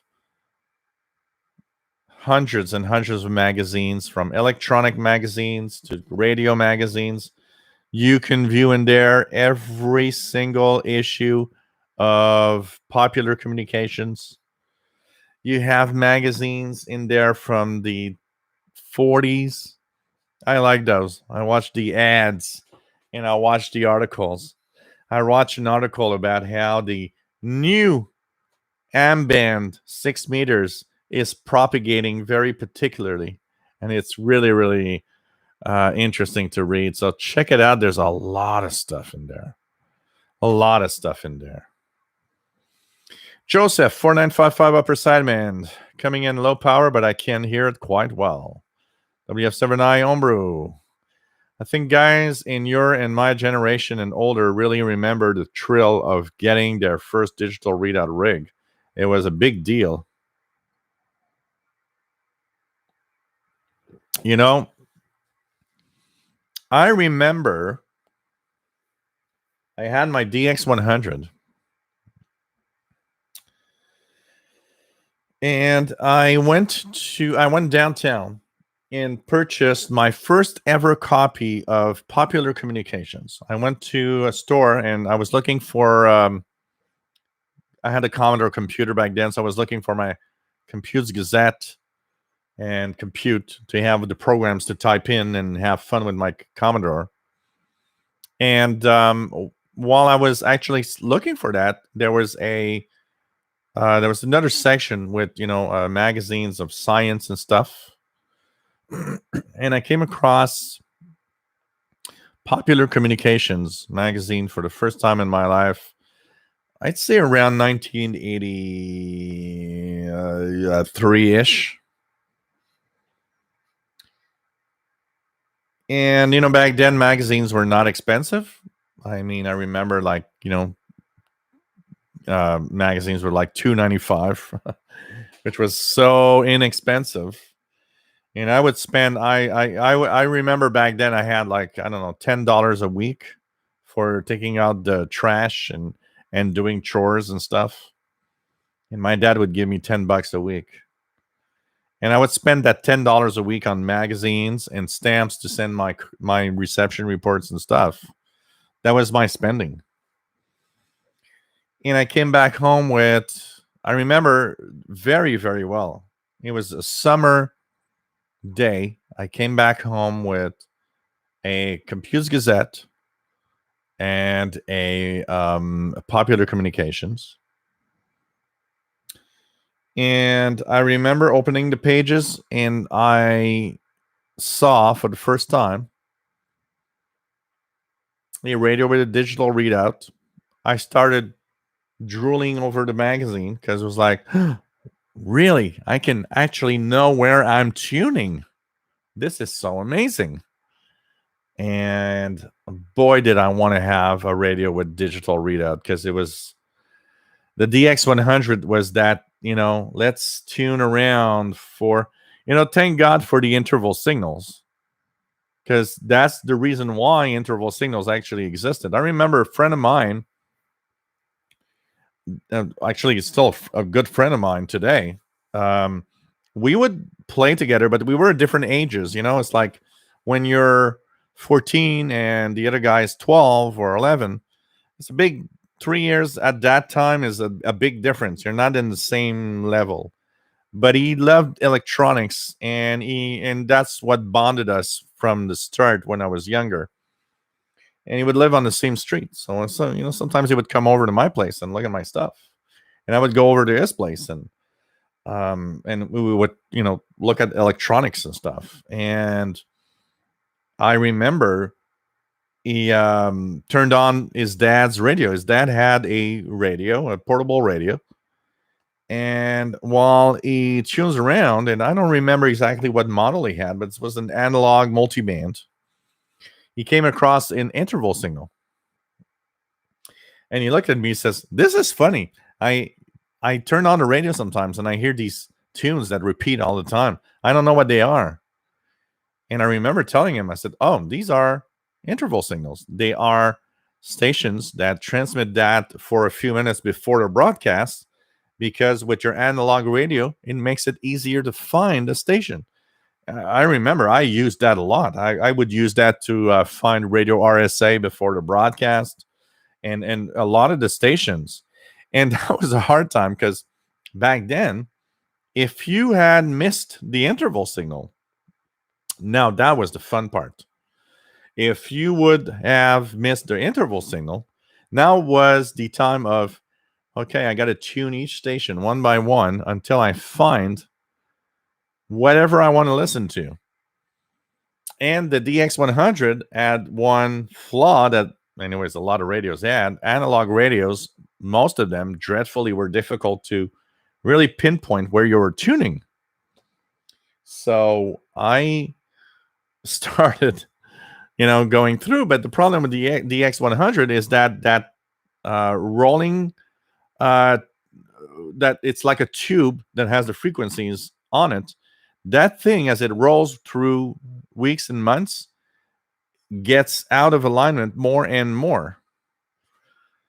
So you couldn't just, well, here is Radio RSA. I'll remember tomorrow to tune in there. It's because it was, forget it. You couldn't find it.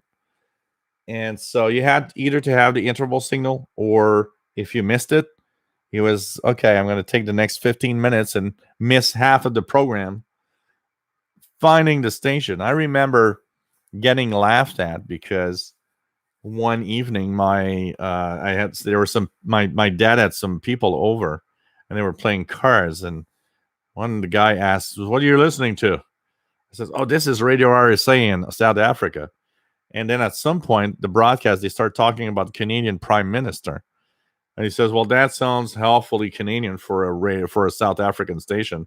I was actually tuned to Radio Canada International, which was kind of embarrassing. I was like, yeah, well, and at the same time, the guy was like, "Yeah, of course, you're listening to South Africa on that cheap radio." It's like, but I am listening to South Africa on this cheap radio. I am. You don't understand. I really am. It's just that is a mistake, But so when I got the DX302, it was like, wow, I can actually tune a frequency directly and know if I'm hearing the station or not. And that was a big, big change suddenly. It's like, wow, finally I know where I'm tuning.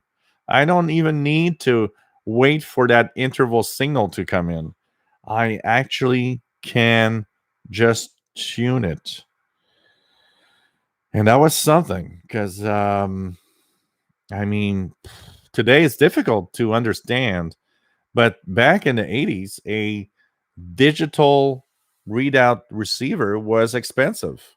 You had the basic analog ones that were like $100-ish. And, today we talk about, I get people telling me sometimes, and still telling me today, imagine in 2020, there's a lot of people still telling me, well, you're talking about that XH data radio at $100. It's out of my range of money I can spend. And we're in 2020.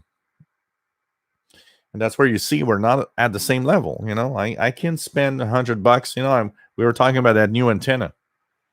I can spend 80 Canadian dollars on that antenna. I have the means for it. But not everybody does. And that's one part we got to remember. But remember, hey, analog radio, the DX100 was $100 on sale in 1982. That's like, let's check it out here. I'm going to check the ratio. If I look at the ratio of, okay, so $100, 1982 today. So $100 from 1982 is like spending, let's just check it out. It's like spending almost $300 today. $100 of 1982 is $273 today. So that DX100, it's like if I paid $275 today. So imagine that same $100 today gives you a portable with digital readout, with SSB, with extremely well designed and stable receiving, which is something that just forget it. In 1982, an analog radio would drift and be like, you had to pay. And a digital readout radio started, and those were the cheap ones. They started at like $300 and up.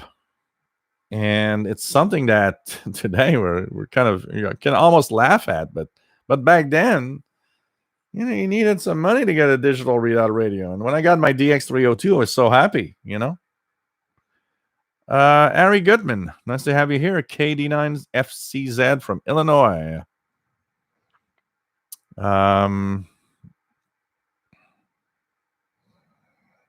What else do we have? G-Bone. G-Bone says, yep, that's the trouble in cities, towns, pollution by RF space. Yep, it's the equivalent of the light pollution of our cities. James Farley, Sony 2010 suffered from desensitizing. Yeah.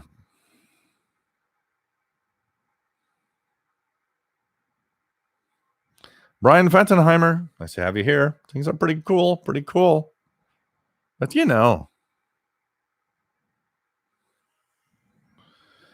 any good choices on a good AM FM weather handheld radio?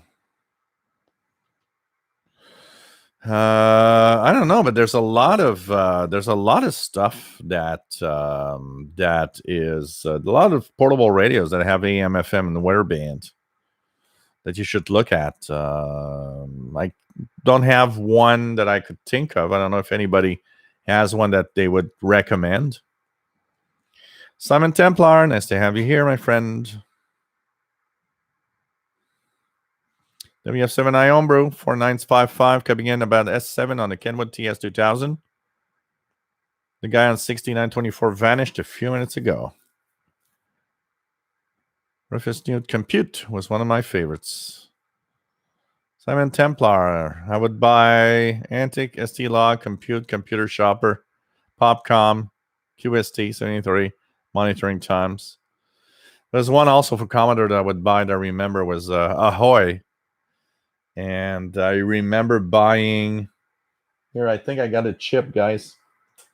Let me just show you guys something here. Yeah, it is. Here it is, guys. So this is a very old chip. It probably still works. I probably would need to do something with it. But this is a chip, which is, I don't think we can really see. Can you guys read on this? I don't think it's yeah, it's not making why is it not? Anyways, this is an SPO. I almost need a oh man, SPO 256, something like that. This is a chip, which is a complete audio synthesizer on a chip using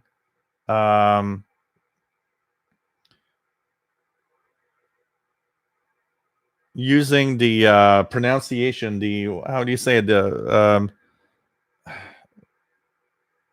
trying to remember the word. Phonetics, the phonetics of the words. So this uses the phonetics of the words. And that in a Hawaii magazine, and I still have the chip, and it probably still works. I remember that chip cost me $40 at Radio Shack back in like 1986, 7. You had a interface, and they made you do a little circuit board, plug it into your Commodore computer, and with the program, you could have it with a little audio amplifier, speak out words. My fun was using the phonetics to make French words instead of English. It was kind of nice. Take care, Rodolfo65. James Farley, yeah, Mr. Carlson's lab is really nice. Radio, TV, PhotoNet, yep. There's a lot of really interesting guys out there. There's another one. The guy is, so Mr. Carlson's lab, he has a lot of videos where he restores or talks about some of the old stuff, electronic stuff. There's one guy that is specialized in restoring old tube receivers. G-Bone 1. Oh, the DX100 is a crazy drifting radio. Absolutely. Hey, Kimberly. Nice to have you here in California. Artist Alec Crafter's Kitchen. Digital readout and synthesized timing changed everything. My Sony ICF 2001 was the first radio I had with digital tuning. I think it was maybe the first radio that had it. I don't think it's the first. Well, you know what? Is the Sony 2001 or Sony ICF 2010, is it a PLL synthesized receiver? Maybe that could be one of the first, because there were a lot of digital readout radios, but they weren't PLL driven.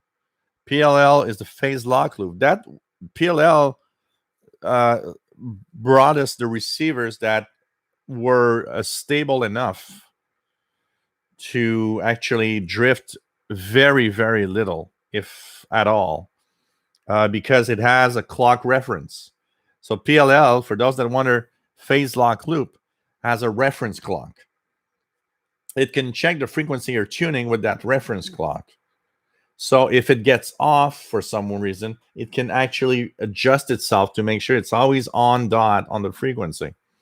So when phase lock loop arrived on the radios, a phase lock loop existed for a long time. Actually, phase lock loop, if I remember well, is an invention from like the 60s. It's an old invention. It's just that it was so expensive to implement in a radio that it took a very long time before it was actually something you could implement at a price that people would pay. So for a long time, digital readout radios like the DX302 that I owned were actually digital readout radios, but they were drifting all the time. They weren't stable. The DX302 was not as bad as the DX100, and the drifting was like small enough that it was less annoying. So on an AM signal, you would rarely adjust it, but on a single sideband signal, you would readjust it maybe every 2 or 3 minutes to kind of get the tone back to normal, which wasn't too bad, honestly. But I think that maybe the ICF was one of the first PLL-driven radios, if I'm not mistaken. Rickshaw Jack, nice to have you on board.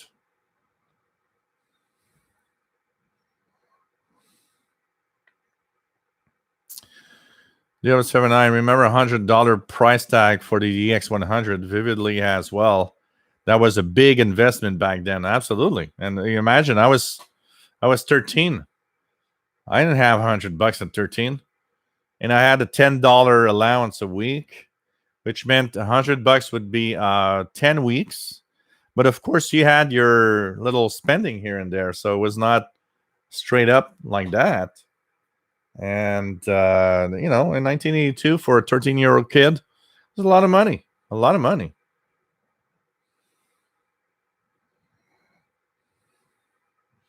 John Doe, my Radio Shack DX398 cost me $219.99. I paid my DX398, I purchased in so let me just think about it. So the DX398 is the equivalent of Sangean ATS 909, the original version. I got when did I get my DX398? I don't think I was living here. So I probably got the DX398 in like 97, 98. And that means that it was, and I remember it was on sale because they would sell it for $299 all the time. It went down to $199, and one day I went to the Radio Shack store, and they had a table where they wanted to get rid of all the stuff, and it was $149. And I thought, okay, $149, now's the time to buy it. Mike Hill says, I think there were several digital readout receivers that came out about the same time. Remember the FRG 7000, Panasonic RF 4900, Kenwood R1000. But I think the difference is there were receivers with their digital readouts. But I think phase lock looped receivers maybe is the thing. I'm trying to figure it out here. If Indy Backrad, if I ever figure out time travel, I will drop my Ratty Wow off to you in 1982. Oh God, imagine a Ratty Wow, or even worse, imagine the XH Data D808 in 1982. Wow. All I gotta say is wow. Oh man. Kevin J. Napalo says C-Crane Pocket or Sangean DT400. So I would guess that's for AM FM radio with weather band. I gotta say I am surprised at the CC short Skywave SSB for its weather band radio. That is pretty amazing. David Branscombe, nice to have you here. In my early 60s, I'm in my early 60s, back in the late 70s when I was just out of high school. I remember hearing Radio RSA coming off quite clearly on 11 meters. Yep. I don't have it real close, but I've got a QSL card from the 80s listening to it on 25790. That was crazy. Shady Power 90, greetings. Nice to have you here. WM6V. Wow, Gel, thanks for mentioning that magazine site. I'm so happy to see 73 magazine again. You'll have a lot. I mean, you're going to spend, if you guys are bored at what's happening and you're stuck home, those magazines, you're never going to want to leave home. I can tell you that.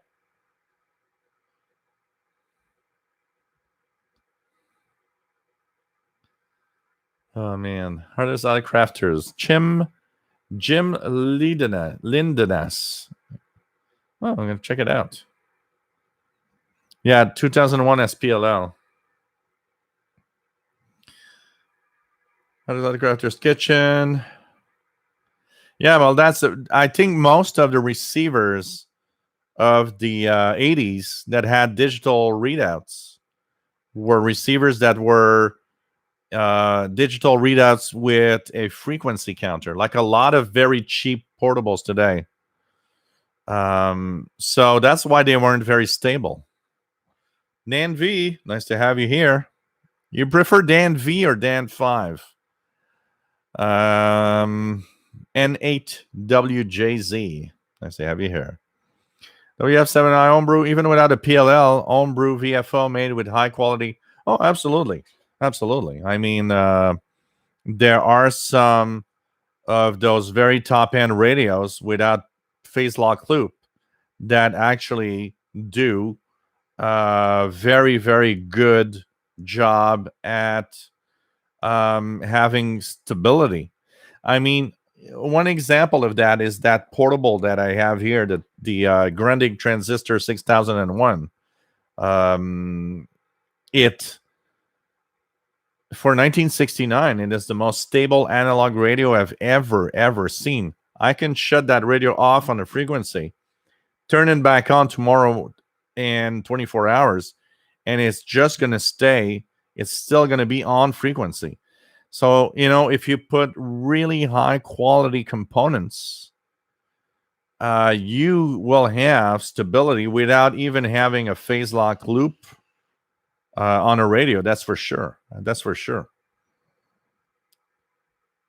I would say phase lock loop probably helped in making a radio stable for less money because it was a circuit that was easy to implement that would just keep the radio on the frequency all the time, And phase lock loop doesn't mean your radio is stable and it's going to stay on a frequency and doesn't drift at all.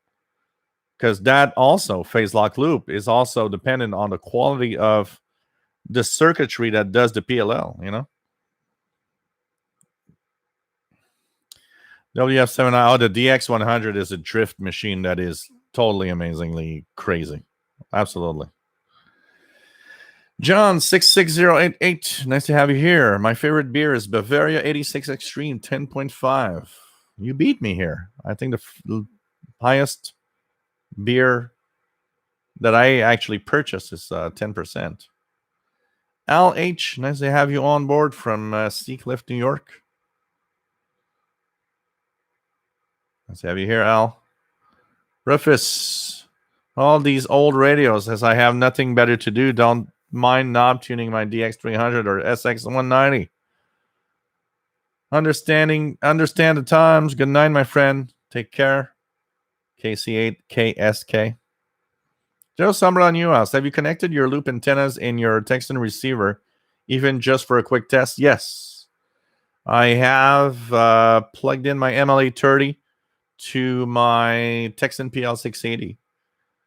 And for the first time ever in my life, I saw a little bit of overloading of very strong signals on the PL680. That's where you see that when you start giving it some really strong signals, it overloads a little bit on some frequencies.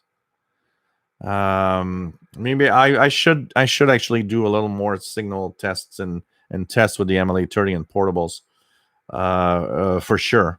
These are videos I really need to do. This week I'm going to concentrate a little bit on scanning the bands for the A20 with, like description of every signal that I hear. And we're going to try to do some of those MLA30 tuning around with portables also. I think it's going to be something a lot of people want to see. Jeff Barrett, Zoomer Radio Big Band Sunday night is booming into Cincinnati. RSB1A and MLA30 Plus. Medium wave is awesome in this new antenna. MLA30 Plus totally improves on medium wave, and even if it says starting from 500 kilohertz, it's actually better on long wave than the original MLA30. So it's pretty amazing. Shady Power 90 says 27385 lower sideband, weak on the point where he is receiver. Good night, Dr. Reginaldo. Stay safe, my friend, as everybody should stay safe as we are on this live show tonight. So, anything else happening in the let's check it out here. The pirate bands. Anything happening in the pirate bands? Check it out here. Let's check it out here. CQEW 4930 AM 4930.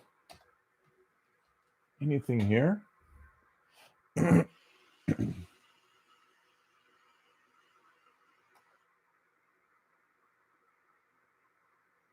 Don't have anything here. Mixed Radio 4955. Is it still on? Yep, still on. Mixed Radio International 4955 upper sideband is still on. So if you guys want to listen in to some pirate activity, Mixed Radio International on 4955 still coming in on upper sideband.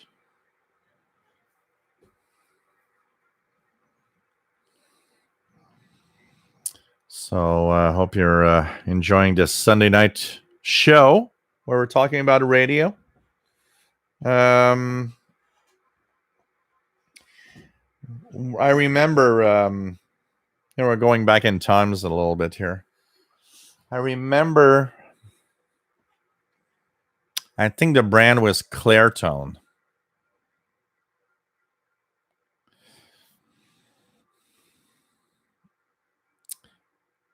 Okay, you guys, think of portable analog radios. Those of you that have been listening to radios for a long time, think of portable analog multiband radios that had AM, FM, shortwave only. Is Clairtone I remember it ended with tone. So is it clear tone or in my head I have clear tone or clear tone. If anybody can throw me some names of brands from old analog radios. So we when I was about maybe 6 months after the no, a year after the DX100, I was 14. There was a so in the park here, they used to do a yearly flea market that would last 2 days on a weekend, once a year.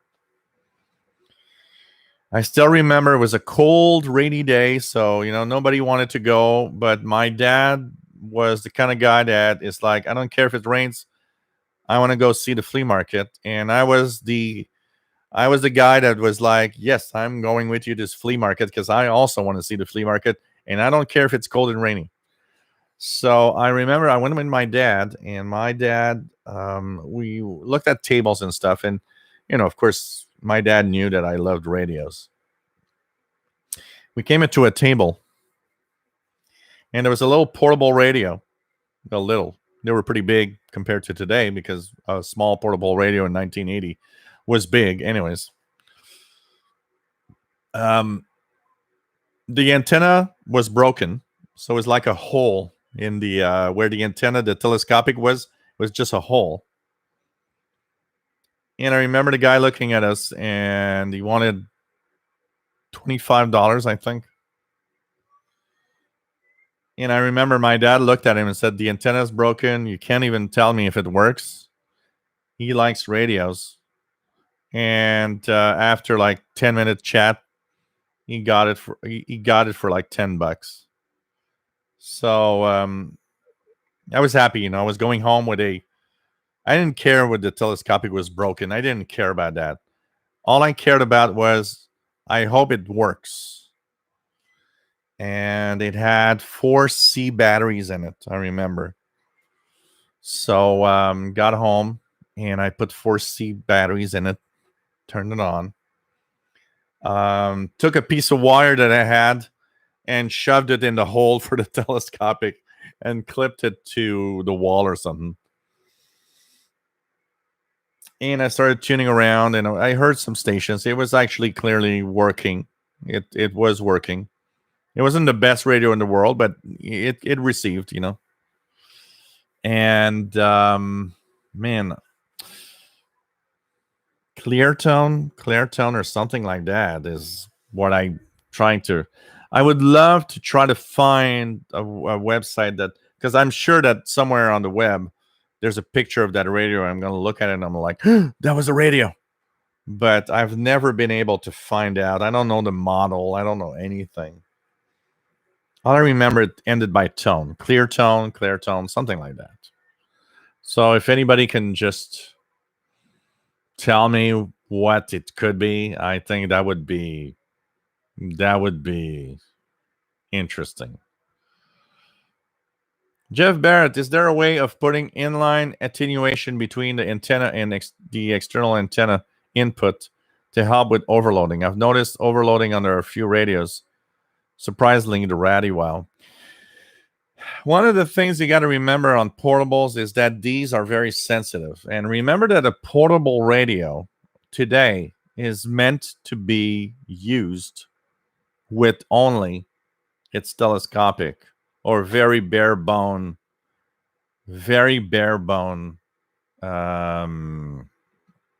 wire.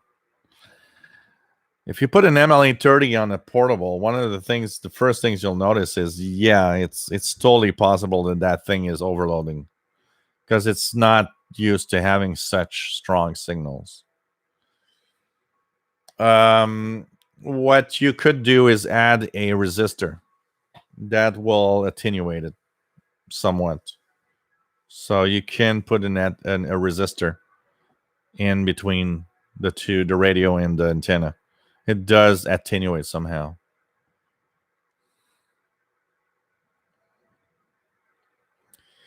Shitty Power 90, 11 meter band must be quiet today. Was quiet here, anyways. Thomas Kitts, nice to have you here. Tone Master, Tone Master.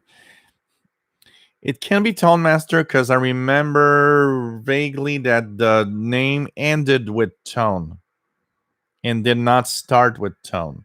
Tone was the ending of the word. It's crazy because it's difficult to, I have an image in my head, I wish we would invent a machine that could, you know, take what I see in my head and match it to Google image or something.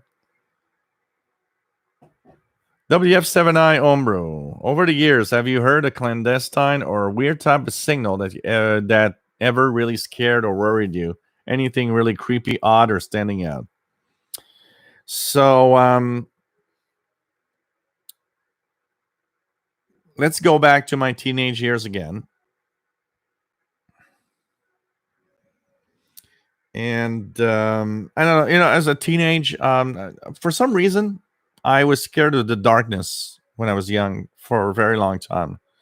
And even my teenage years, I would sometimes go to sleep with the TV on because I was scared of the darkness. And I don't know. Well, maybe I know why. Is my dad was a big fan of horror movies, and probably it affected me back for a while. It's not, today I'm not scared of the dark at all. But for a long time, I would say even up to my early adulthood, darkness was kind of scary. And so one day I'm alone at home and there's a snowstorm. So school is canceled. I'm totally alone at home. And I'm maybe 14 or 15 years. No, earlier than that. I'm probably 13 or 14 because it's the DX100. And we were talking how the DX100 actually drifts. And I was tuning around alone in an afternoon, and it was very dark because the cloud cover was really, really big. So it was like a big snowstorm. It was kind of dark in the home. The lights were off, and I listened to tones. It was like several tones, always kind of sweeping, but it was like 3 or 4 tones together, sweeping at different frequencies. Add to that the RDX100 that drifts over that signal that always sounds creepy. It was creepy multiplied by 100. And I remember I was sitting at home alone and I was hearing those weird set of tones. And I remember getting totally freaked out. And I remember I called my best friend. I was like, "Hey, how you doing?" Because I wanted to talk to someone because I was all creeped out at these tones on shortwave. So that was one part of being creeped out of tones of radio, for sure. That sounded creepy, and but I was like in the mood probably for that. Reference new Clairtone. Yeah, I don't know. Clairtone tells me like there's something maybe. Steve, Krakow radio sold by Consumer Distributing. Oh man, my first multi-band came from Consumer Distributing.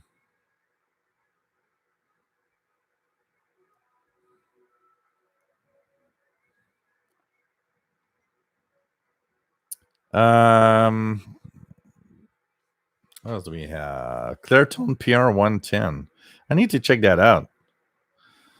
Mickey Delmage, well, branding dependent on stores. That absolutely. I have a candle that I think was from Kmart.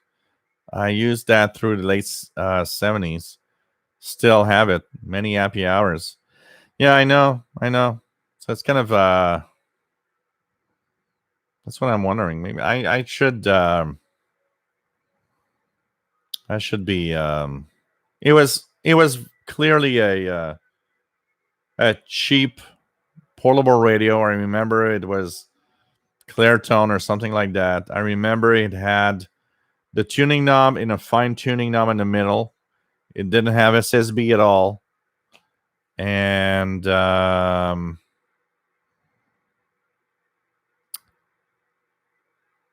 don't know. I don't know what it was like. It was a portable radio. I don't know. ADSX says bell tone. Maybe.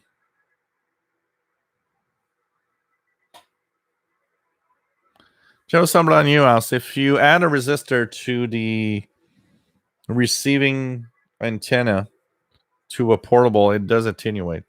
Because remember that when the signal hits your antenna and goes into that wire, it's a very weak. It's a very weak RF electrical signal.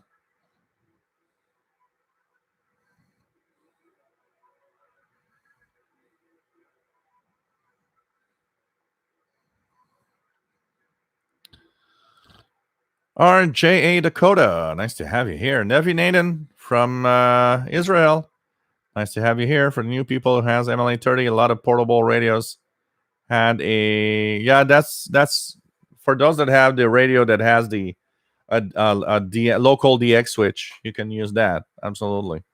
That's what I use on mine. Works kind of well. So you can use the local DX switch on a Texan. A lot of Texans have that switch, actually. Depends on the radio you want. Andy Packrat was one of my favorite broadcasts back in the 80s. You know, I miss Radio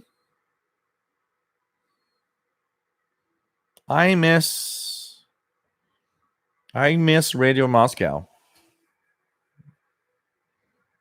I don't care what people say. I miss Radio Moscow. I was a sucker for I don't know why. I was a sucker for everything that was a Nordic country. There was something for me that was fascinating about receiving Radio Norway, Radio Finland, Radio Sweden. Something was special about that.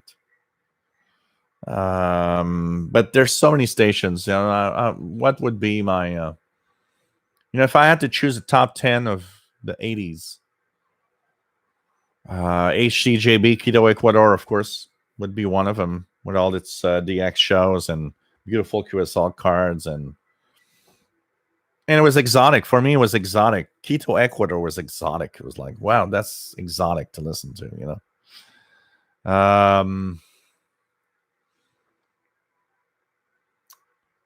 I mean, there's so much in the 80s that Radio Berlin, Radio Moscow, Radio Netherlands, Radio Austria, Swiss Radio International, Radio Finland, Radio Norway, Radio Sweden. Those all something. There were all stations Radio Difusion from Portugal that had English language broadcasts from Portugal back then. Rai Italy. UAE, United Arab Emirates Radio. There's so many things that was kind of cool back then. Current IT guy. According to Wikipedia, Clairtone Sound Corporation was a manufacturer of high-quality sound electronics and accessories based in Toronto. Maybe it was Clairtone. I'm going to have to check that out. Mongoose, which do you prefer most? Of stations? Of what? Radios?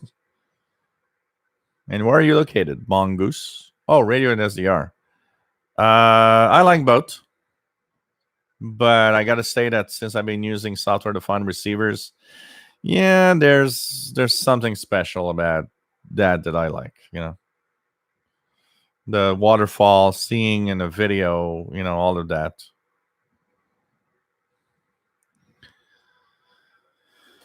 Matt, MDK2, nice to have you here from Colorado.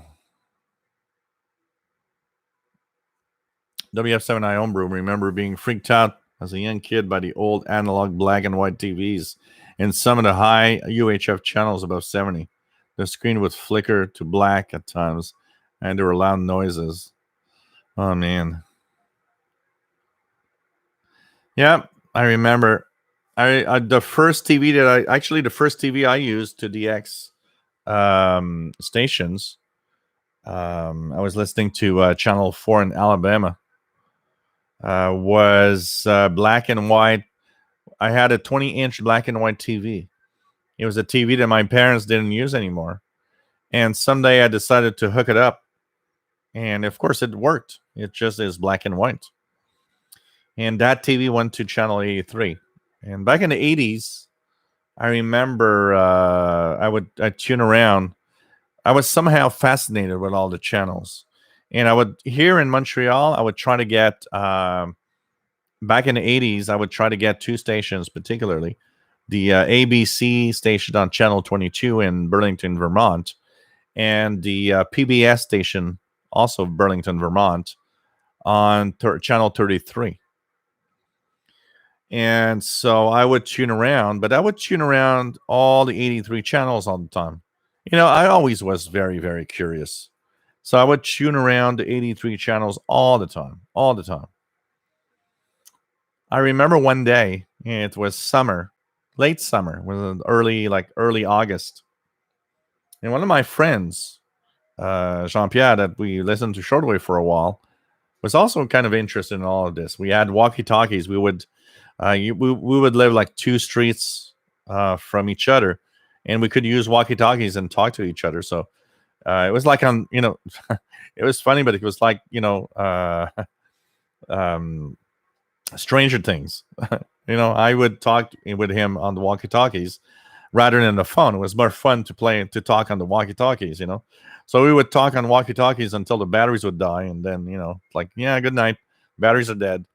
But he was interested, you know. When I would tell him that something special was happening on the frequency, he would go and check. And I remember one night, Friday night, I started tuning around. Channel 62. Never had anything. There was this screen that said, this is, I don't remember the call sign. We are conducting tests and blah, blah, blah. If there's interference or problems, please call us at number on the screen. And I remember calling my best friend at like 10 p.m. And I remember him telling me it's 10 p.m. It's like, I know, but go to your TV and check channel 62. And I said, oh, wow, what's that? I said, I don't know. It's just, you know, some sign. And, you know, and I remember I called and it was an answering machine. And I remember saying on the answering machine, oh, well, I'm receiving your station with some static on the screen, but I can read, you know, what's on the screen, and I'm getting you on channel 62 and blah, blah, blah, blah, blah. And that was it. But then in the later years, I remember that same TV on when you would go up to channel 83.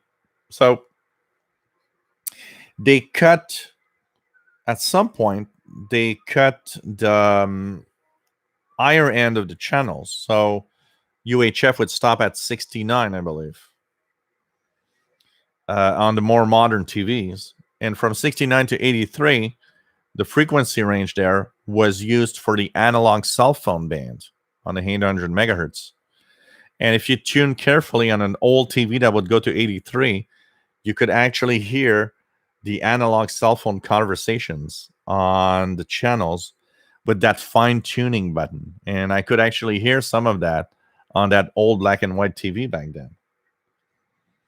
G-Bone 1, I grew up with a couple of kids that were scared of the snow signals on an old analog TV.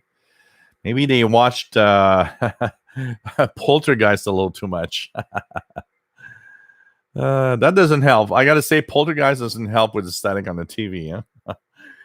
G-Bone 1 misses Radio Australia. I do miss Radio Australia also. That was such a, for me, it was that morning. It was, Radio Australia had two things for me, and as a teenager, I would leave for school at about 8:25 a.m. because the school is 10 minutes away from me. So 8:25 a.m. and the school started at like 9 a.m. or something. And so I remember I would wake up at 7-ish, 7:15. I'd turn on the radio, I'd be on 9580 Radio Australia with booming in. Sometimes I'd be on some other frequency and doing a little. I remember doing reception reports before going to school. I would wake up, I would do a reception report to a station, then I would, just put in an envelope, put a stamp, and there was a mailbox in this. As I was going to school, there was a mailbox, and I remember I'd take the envelope, put it in a mailbox, go to school, and thinking, and all day thinking, I'm gonna get a QSL card or a letter from that station in a few weeks. So that Radio Australia 9580 was one of the big, and it was my morning stuff. But in the summertime, Radio Australia was also my summer listening in the evening. I would listen to Radio Australia on the 16 meter band. 17795 would usually come in pretty well. Even for a while, there was the French service of Radio Australia on 15, I think it was 15240. That would come in really well. And I would listen to the French service of Radio Australia. Oh, man. Steve, Radio Moscow was my favorite too on my old Krakow shortwave radio. Livy Nathan, Mrs. Call Israel, and XEW from Mexico. RJDA Dakota says, oops, let me just go over. Mrs. Radio Australia and Radio RSA. Current's IT guy used to listening to Radio Australia every morning. I mean, anybody that's been listening shortwave for a long time, I think we all can. Okay, I'm going to mention frequencies, and I want you guys to say what station it might be. So we all know, old timers, that 9580 was Radio Australia. So, okay, I'm going to mention a few frequencies here. Let's see if you guys can remember what it was. 9745. Who was on 9745? It was their frequencies for as long as I can remember. 9745. Shitty Pyro 90. Remember correctly, one of the Australian party was if they were elected, they would bring it back. Yeah, there was that time. Yeah. RJ Dakota, Deutsche Welle, KUSW, WRNO. WRNO when they were rocking the world, because WRNO exists today. You can still listen to Radio RNO, WRNO, Radio RNO. WRNO today on 7505, but it's religious crap. Yeah, in Dothan, exactly, Keegan, XNADXer. It was in Dothan, Alabama. And I DX'd that one a few times on Sportic eSkip.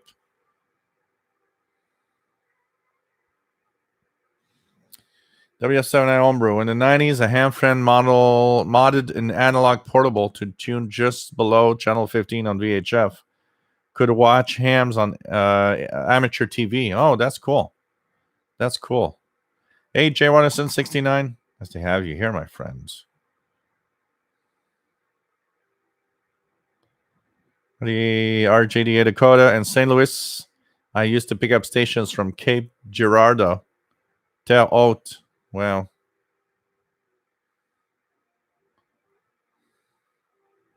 really nice.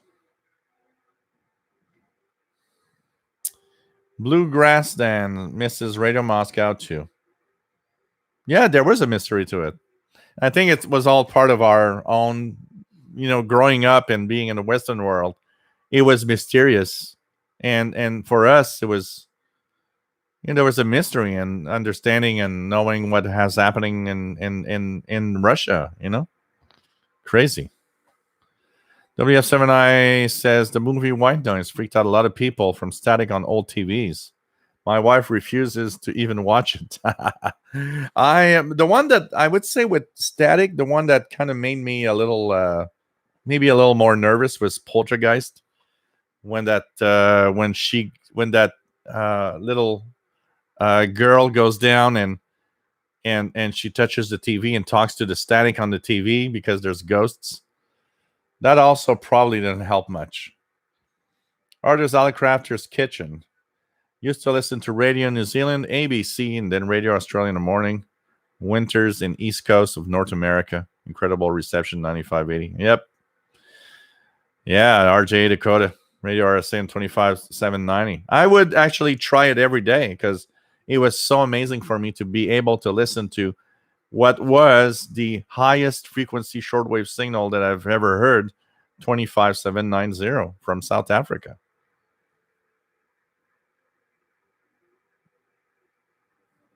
Arthur's Alley Crafter's Kitchen, 97 Radio Netherlands. Nope. Rifleman 336, HCJB Quito, Ecuador. He misses. Yep, HCJB. 9745 was HCJB. Yes, RSA was also on 9580 in the evening and 9615. And I remember these frequencies like it was yesterday. So 9745 HCJB. Yes, indeed. Okay. Let's think about it here for a second. Frequencies that you can't forget from back then. Oh man. 5975 in the 80s. What was 5975 in North America in the 80s? 5975.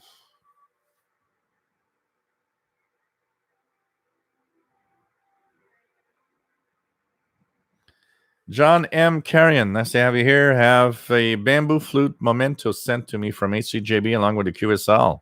Oh, wow. KB3H/WPE3GOC. Welcome aboard, my friend. Keegan, XNA DXer, Northwest Arkansas on Channel 5 and 13. I would pick up Oklahoma City over Fort Smith and Fayetteville, Arkansas, respectively. I remember watching the Saturday morning cartoons, and when I was I don't know, 10 or 11 years old, we didn't have cable TV, but my next door neighbor that I would go play with, they had cable TV in 78-ish. And I remember we would watch Saturday morning cartoons on the U.S. American channels, the Bugs Bunny and Roadrunner show and stuff like that. And I wanted to watch that, but they were on channel. They were on like channel 5 WPTZ Plattsburgh. I remember I would go home, and the Saturday mornings I would be alone at home.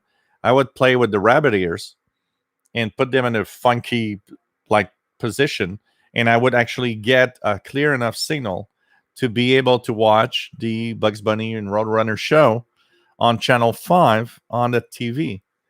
And my mom would get into the living room and see how I was playing with the TV, and she was saying, "Shell, stop doing that. You're going to break the TV." But then we had cable TV at some point, and that was a lot more fun. Oh, man. Yeah, the ring. The ring is pretty particular. Absolutely, Jeff Barrett. Oh, man. G-Bone 1, BBC, Radio Taiwan, CRI, and Radio Bahrain. WF7 my own, bro. Sorry, I'm not a frequency 7. Can barely remember my wife's birthday. Yep. Walton Matilda, Radio Australia. Absolutely, Jeff Barrett. Current IT guy. Back then, when they Radio Peking in the 70s, they would send all sorts of swag if you QSL'd. Oh, I got some so nice and beautiful, really beautiful, some really beautiful calendars every year from Radio Beijing. Oh man, that was my thing. I would ask for calendars every year because they were so beautiful. Real big, nice calendars. But they would send so many things. They would have these cutouts. Every year there was that Chinese astrology thing. So they would have these little paper cutouts of the different Chinese astrology signs every year, and they would send you that. That was beautiful also. Arthur's Alley Crafter's Kitchen. Getting old. Need to dig out my logbook. WF7I. I know WWV is set as 2.5, 5, 10, 15, and 20. And 25 still today. Yes, Artisan Crafter's Kitchen. Sim 5975 was the BBC World Service. From Antigua, I believe was the Antigua relay that would bring us that one. Mika Dalmage, 11620. I remember 11620 with All India Radio. All India Radio is the station that brings to memory on 11620. And you know what? WF7I Homebrew 25 was in the early 70s and the 70s. They stopped 25 in the 80s and 90s and came back with 25 in the early 2000s as an experimental. And I've seen it logged a week or two ago. So it seems to be still on the air. Oh, yeah. Jason Wallace. A lot of them were Jason Wallace. There were a lot of studio to transmitter link audio on FM mode on the 26 megahertz, upper 25, lower 26 megahertz range. I would hear a lot of them too. There were even some FM stations. I remember listening to Rush Limbaugh on WFLA in Tampa Bay, Florida, on 25,870 in the 90s on my Kenwood R5000. I was so happy. First time ever I had heard an FM signal. I could finally use that FM mode. RJ Dakota, yep, 6165 Radio Netherlands.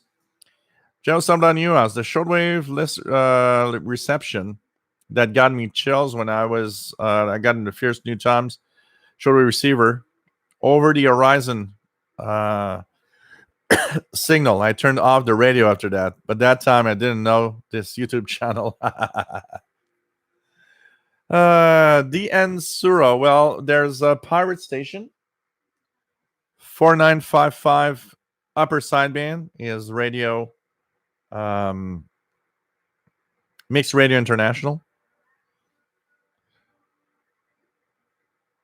Mike Hill, I'm looking at my logbook from 81. Radio Netherlands was on 6165. Yep, absolutely. That was a big frequency of Radio Netherlands. For sure. DN Suros, the FSK Sentinel 5000. Yeah, it's been gone for a few days now. RJ Dakota, Radio Australia used to have a transmission on the then new 15 meter band on a flat. Oh yeah, on the 19 megahertz. They did have flat 19,000 kilohertz. I remember. I heard them actually on that frequency a little bit for a while. But yeah, there's that. That was that weird band that they those new bands like that, because there's an international broadcast band on it's like the frequency range is what, it's 18 something like 18900 to 19010 or something. Those are frequency ranges that were added because there was too many stations in the 80s. It was at a conference in the 80s where they said, well, we got to have a few more frequency ranges for international broadcasters because there's too many stations jam-packed together. Unfortunately, by the time that they arrived, it was already a little late, and it was too late. Basically, the stations had declined, and we didn't really need them anymore.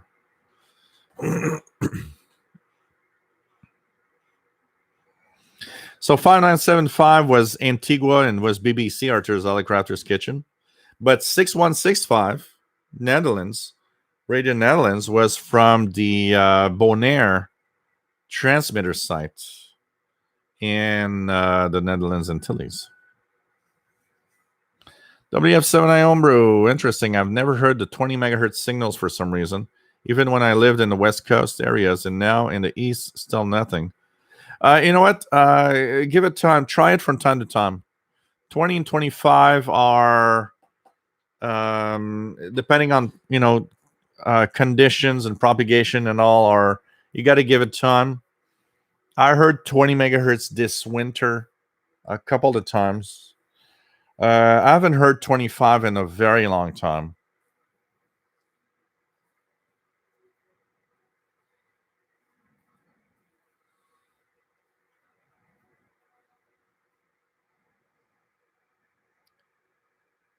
Nord Visitor, what do you mean? Paul H., nice to have you on board. John M. Carrion visited the Bonaire Relay of Radio Netherlands in 2010. Wow. Pretty crazy. Pretty crazy. Raffleman 336 CFRB CFRX 6070. Only domestic radio station I could think of that also simulcast on shortwave. I think 6030 is still from Alberta. I think maybe Mickey Dalmage can confirm if they're still on or not. Oh man. Archer's Autocraft discussion. Gilles, you are the human computer of shortwave. I thought I had a good memory. Does Alex Jones have a better memory? Nope. Alex Jones always forgets, unless he has his friends in Congress that can help him out with MLA-30 antennas that sucks the airwaves.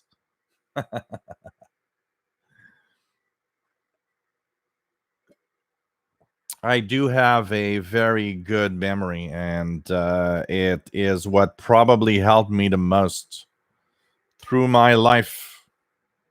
Every job I had, I was always like the one that was on top because my memory was phenomenal and I could always remember.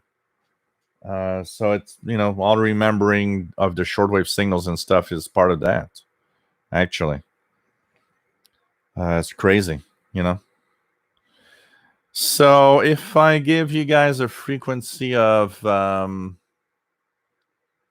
let's think about this for a second here. Frequency, okay, 15400. What does 15400? And I'll add a hint to it. 15400 and Nordic country. Anybody? A Nordic country, 15400. RJ Dakota says Springbok Radio was on shortwave 4810 and FM. Used to get this one all the time. I remember when I was listening in the 80s, CFCF, which was on 600 kilohertz, was also CFCX on 6005 kilohertz. Keegan, one morning of summer 2008 on Channel 3, I received Las Vegas, Nevada NBC affiliate. Yarabamba, are Sunday shows to be permanent? No. They are here because they are here now and because of what's happening. But don't expect these to be permanent. When life gets back to normal, I want to have my normal life back at the bar with friends on Sunday nights. So don't take it personal, guys. But these are rather, they're here for now, but they're not permanent, and they're not going to be every Sundays. There might be Sundays I won't be here. Okay, so don't expect those. Like I said, the official schedule is still, Wednesday and Friday, and I know that you guys love them and all, but remember, doing 2 to 3 hours 3 times a week is it's a lot of job. I got to talk all the time. You guys remember, I can't just sit here and say nothing. I have to talk all the time and find interesting stuff to talk about to keep you guys here. And that is, after a couple of hours, you're like, wow, okay, I'm getting a little tired. Of course, some of it is nice because you guys bring me the topics. Sometimes somebody asks a question. Sometimes it's a comment, and it brings me into a topic. But you got to talk all the time. And that is not given to everybody. I mean, talking for 3 hours is a pretty much an event in itself.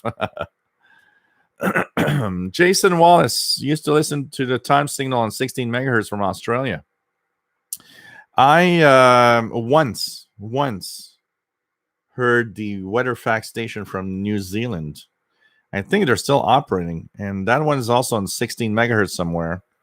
So I need to try it out this summer. Artist Autocrafter's Kitchen. Well, it's a good guess, but it's not the station I wanted.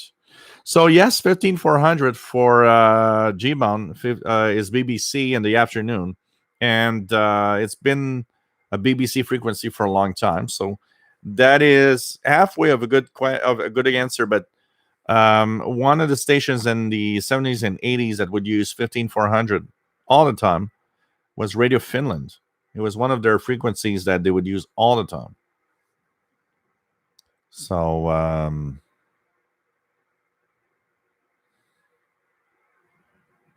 hey, Ja, happy Sunday. Nice to have you here. Simon Templar listening to Radio Vanny on 6060. Cool. Dart Smoke, Radio Mirage. Rings a bell, but I can't really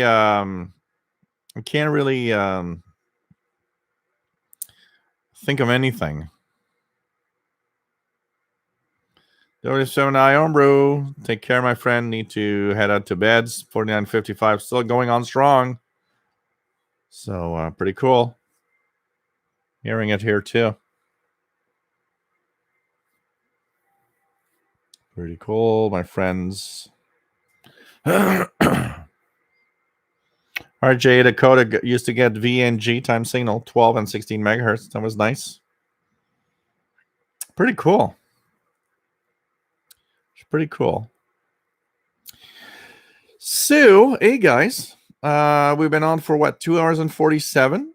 I'm gonna take it easy for the rest of the evening. Listen to the radio here and post on the Facebook group. Hope you enjoyed this Sunday night show, and we'll be back with our regular shows on Wednesday and Friday. Remember, Wednesday at 8 p.m. Eastern, 5 p.m. Pacific. That's 0 UTC. Friday, 4 p.m. Eastern, 1 p.m. Pacific, 20 UTC. Listen to the Pirates. Listen to the radio. Take care. Change your mind with radio. And stay safe, my friends. Always really, really nice to have all of you here. Without you guys, there would be no show. Okay? So you take care, everybody. Stay safe. And all I can say is love you all, okay? Bye, my friends.